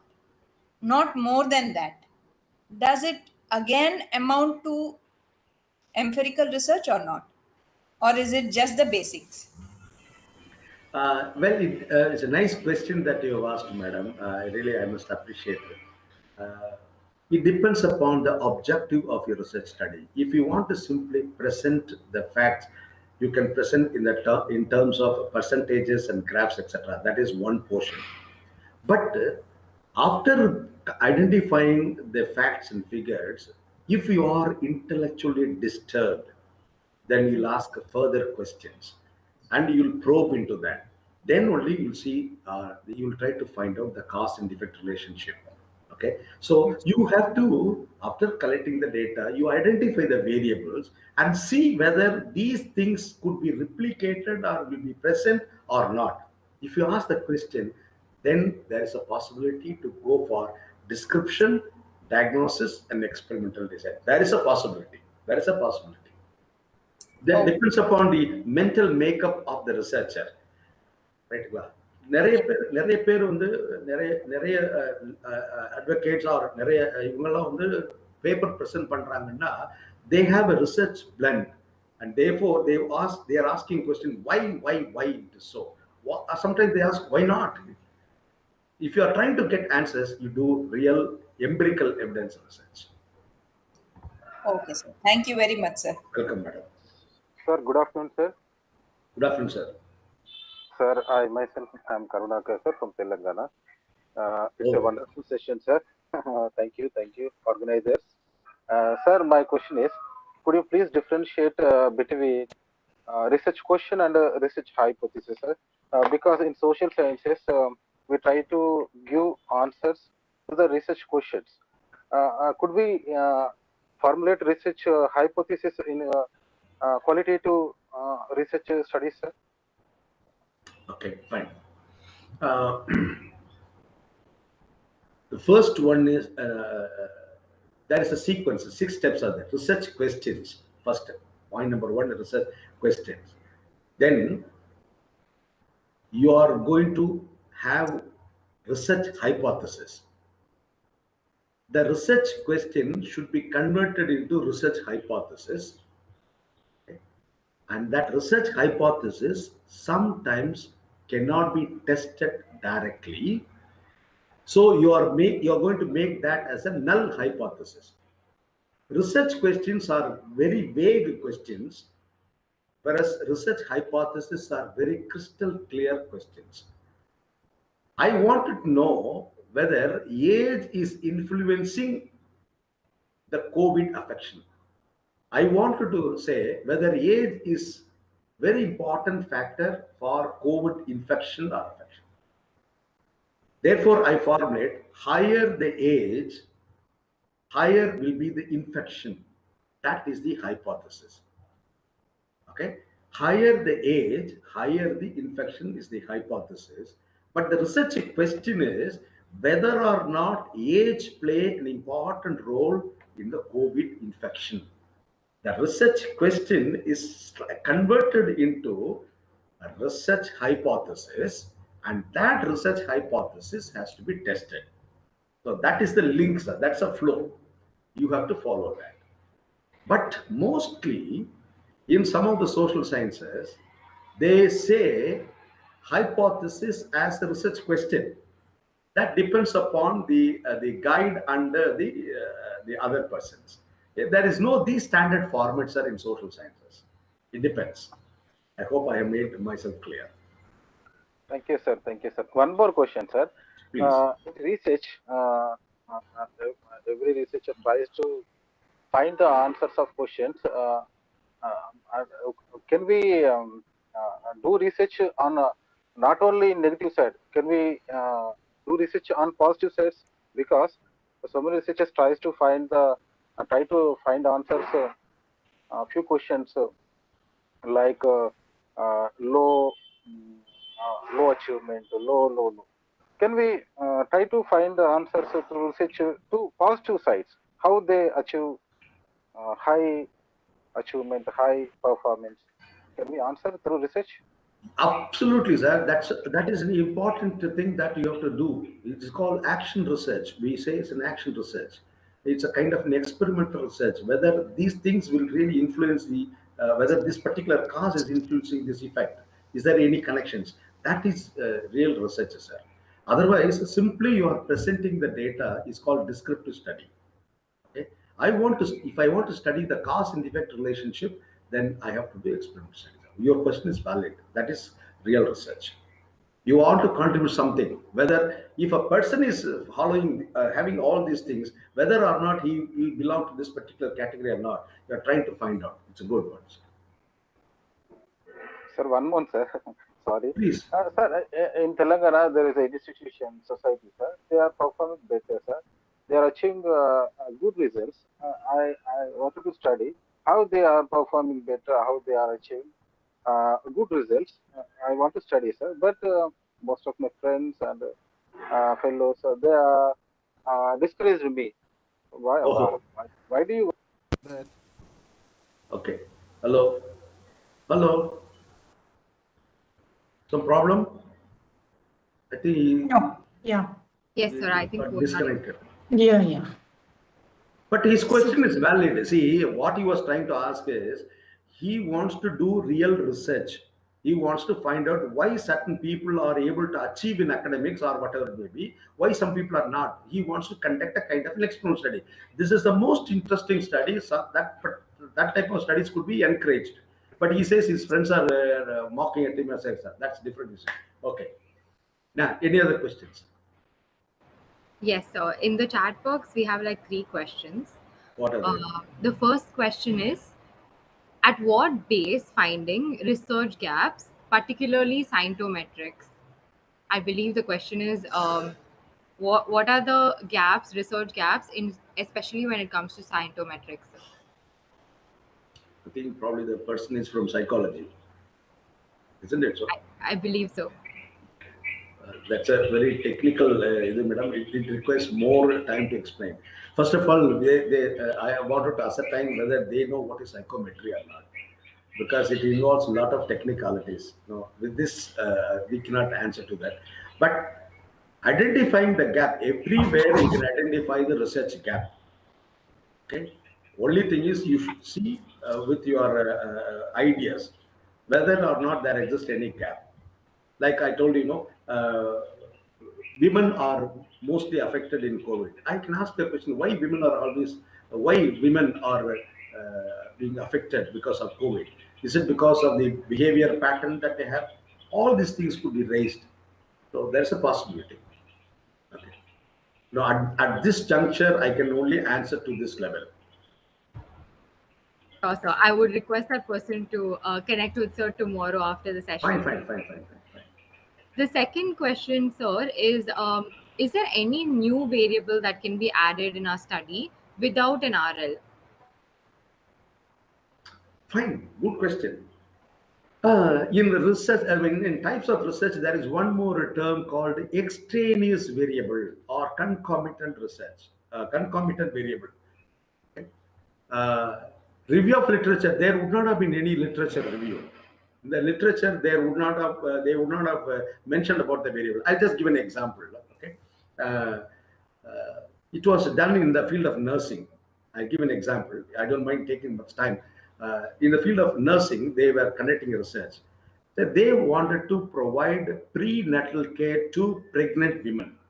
Please understand, they wanted to give prenatal care to pregnant women with an assumption that if the pregnant women are aware of prenatal care, probably at the time of delivery, the weight of the baby may be more than 3 kgs. That was an assumption. Because more prenatal care, more knowledge, therefore I'll perform well and I'll take lot of food, etc. Then my at the time of delivery, the weight of the baby will be more than 3 kgs. They have selected 60 pregnant women. Once they have delivered, they become the mothers and they have measured the weight of the baby. The knowledge about prenatal care and weight of the baby, they have correlated, and unfortunately, they didn't see any correlation at all. They were very surprised. There was no correlation between the knowledge about the prenatal care and weight of the baby. But there was one statistician, and he asked a question. Tell me the profile of the, now they are mothers, no? Tell me the profile of the mothers. Then they said this is, etc. Then he gave a clue. You divide the 60, now the mothers into 2 groups. Those who are educated, those who are illiterate. So they asked you to divide them. Then you do the correlation test separately. They have found beautiful correlation, meaning that when the target groups are divided into 2 groups, namely illiterate and literate, there was a beautiful correlation. Now, it was not mentioned in the literature that education is an important variable. Now they have found out that the education played an important variable. That is called extraneous variable or extraneous parameter. So it is possible in research. But in social sciences, 99% of the variables are explored already. It is there in the internet. Yeah. Okay. Yeah. Any other questions, madam? Thank you, sir. Yes, sir. We have one more question. Which research design we use mostly in research process, as it is survey research? Basically, in survey research, which research design is used? Well, the answer is very simple. If you have more knowledge about the variables, okay, if you have more knowledge about the variables, then you go for descriptive. But if you have the knowledge about variables and their implications, the cause and effect relationship, then you go for experimental. But in the field of psychology, only they do true experiments.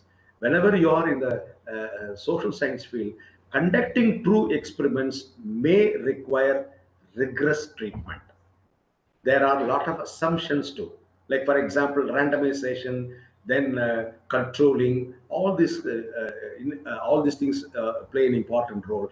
That is why if you have lot of variables, you can go for descriptive or diagnostic research design. Thank you, sir. So there's one more question. Can we take that up, sir? Yes, we do that. In questionnaire method, is there any particular percentage to take questionnaire for research? Come again, please.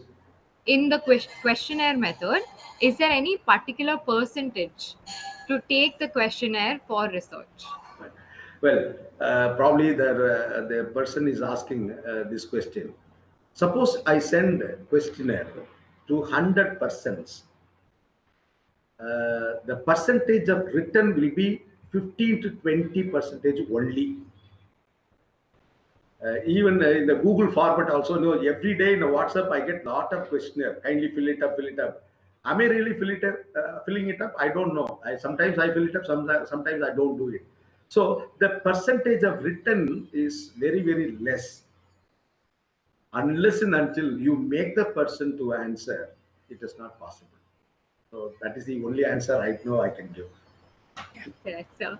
Thank you, sir. One last question maybe we can take, sir, from Dr. S. Rajalakshmi. Ma'am is asking, are the terms reliability and validity relevant to ensuring credibility in qualitative research? Yeah, basically, I don't belong to qualitative research methodology. I am basically a quantitative man. But in quantitative research, we have reliability, validity. There are various tests which could be carried out to find out the reliability coefficient and validity coefficients. And reliability validity ranges between 0 and 1. Any reliability validity value more than 0.6 is can be considered. That's what I can comment upon in quantitative. I do not know anything about qualitative because I'm far away from qualitative research. I hope that answered. Okay, there's one more question, sir. I'm extremely sorry for taking up your time. Can we No take this problem. question, sir? Yeah. No Thank you, sir. So, Dr. V Nitya wants to know how to determine the sample size, sir. For example, Tamil Nadu, including urban and rural. Well, it's a very standard question in PhD Viva also. How to decide the size of the sample? Well, there are certain formulae available, and you have to have little basics about statistics. In statistics, we say 95% of confidence, 5% error, and confidence interval, etc. These are the terms that we use. If you have some data regarding the population mean, if you have something related to population mean of that particular area for a parameter in which you wanted to conduct a study, by using the formula, you can generate the size of the sample. Point number one. So you need to have a population mean, but it is very difficult to get the population mean. Therefore, we go for a sample mean by using a formula. We apply the formula and we predict the size of the sample. When you have the sample mean and percentage of confidence and percentage of error, you can decide the size of the sample. Sir, it's very difficult for me, sir. Don't you worry. You log on to Survey Monkey. You just go to internet, Google, you log on to Survey Monkey and you ask for size of the sample. Now you say the total population is approximately 10,000. You type 10,000. You say 95% confidence. Then margin of error 2%. If you simply type, it will suggest the size of the sample. So you need not worry about it. So depend upon Survey Monkey. That's all I can say to you right now. That is very useful, sir. Thank you so much, sir. So I think there are no more questions. So we can wrap it up. Sir, on behalf of the Tamil Nadu Dr. Ambedkar Law University, on behalf of our registrar, vice chancellor, and everybody who attended the session today, I would say what we went through or what we got today was gold, sir. Like extremely valuable information in a very short span of time. And this will only increase, the value of this knowledge will only increase with each day passing by. So thank you so much, sir, for the time that you took. And everything was very, very easy to follow. And I could see the 40 years of teaching experience on screen, sir. It was, as a student, it was very, very easy for me to follow, sir. Thank you so much for taking up the time and for being here with us today, sir. I hope, again, same thing I will not ask. I hope I have made myself clear. Absolutely, absolutely, sir. There was utmost clarity. And I'm sure that this will motivate all our participants to join tomorrow as well. Any last thoughts, sir? Any last words to our participants? I'm so happy to associate தமிழ்ல நான் சொல்கிறேன். எனக்கு ரொம்ப பிடிக்காதவங்க யாருன்னா வந்து போலீஸ்காரங்களும் அட்வொகேட்ஸும் doctors தான் எனக்கு பிடிக்கவே பிடிக்காது. But unfortunately, I am dealing with all these people now. I am an assistant state nodal officer, Tamil Nadu Police Wellbeing. I'm moving with the doctors now. I have a lot of legal friends. நிறைய பேர் இருக்கிறாங்க. I am slowly trying to understand. அவங்களுடைய பிளாட்ஃபார்ம்ல உட்கார்ந்து understand பண்ணிட்டு இருக்கேன். I must thank Dr. Ambedkar Law University for having provided this opportunity. Probably நினைச்சிருப்பாங்க, you fellow, you are not at all understanding our legal aspects. Better you come and learn. அதுதான் கடவுளோட சித்தம் போல இருக்கு. அதனால I am so happy to associate myself with this organization. Thanks a lot. Thank you so much. Special thanks to Bhagavati madam. Thank you, sir. Thank you. We have to thank you. Yeah, thank you. And to Sona Math, who just did a wonderful comparing work. Thank you, sir. Thank you so much, sir. All the participants are requested to fill the feedback form. I've shared it in the chat box. Kindly fill it up. I will also be dropping the workshop link for tomorrow so that you can join us tomorrow and continue learning and growing. We have 2 resource people joining us tomorrow as well. Thank you. Can I leave from this? Yeah. Yes, sir. Yes, sir. Thank you. Thank you. Namaskar. Namaskaram.